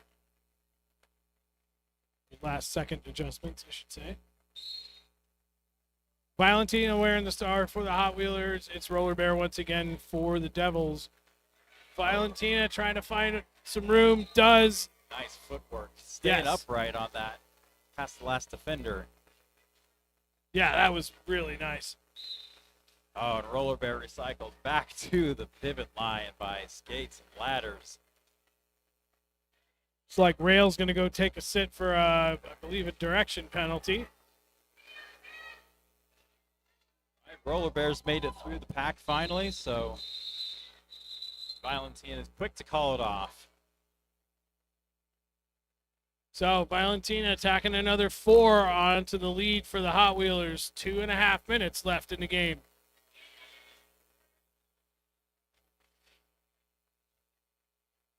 And the Hot Wheelers going to be short 1 pivot here at the start of this next jam. Yeah, Rail's still hanging out in the box there from the last jam. Looks like the Devils have a defender in the box also, so Yep, even at packs. 4-4. Rev trying to shove through. Can't quite get past Ivy and That's Lavender Menace. Lavender Menace, that's right. Oh, Lavender Menace pulls the cut. Rev's going to go to the box. Going to leave Colonel all on her own. Lee Jammer is still available. That's a Can long she get 30 it? Seconds. There it is. Yes, Tweet, she tweet. got it.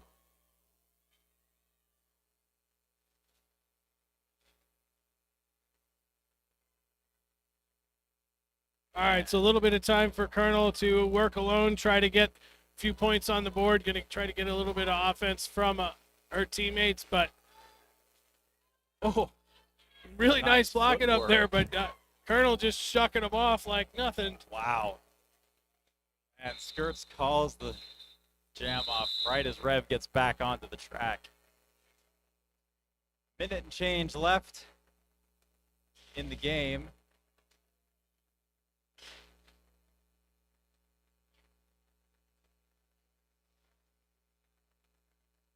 I mean, I've seen miracles before, but I don't know that we have one in the next 60 seconds. I don't know. Both these jammers have played in both games tonight. George trying to shuffle around those defenders. They are moving right with her, side to side. Ivy gets shoved, nudged the last little bit of the way by Glowjob, out of bounds. And Ivy's got it. Made it the hole through the inside lane, so. Yeah, managed to pull the juke on Glowjob there. Found that hole on the inside. Lee Jammer for Ivy. But star pass to Shirley Temper, number 56, the pivot now Jammer for the Hot Wheelers. So see what Ivy and the Devils are going to do with this. Going to play it safe. Going to call it off. That is the end of the period. Unofficial score. We'll wait for it.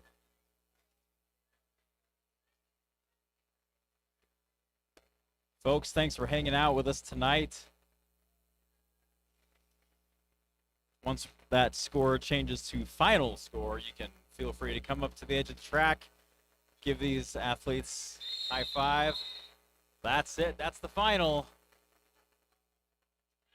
All right, come on up to the line. Congratulate these teams as soon as they get done taking a breath. Nice job by both teams. Thank you very much to all our officials, our volunteers, the medics, everybody up front. Thank you very much, Shifty. It's been a good night working with you again. Hope we do it again soon. We should do this again.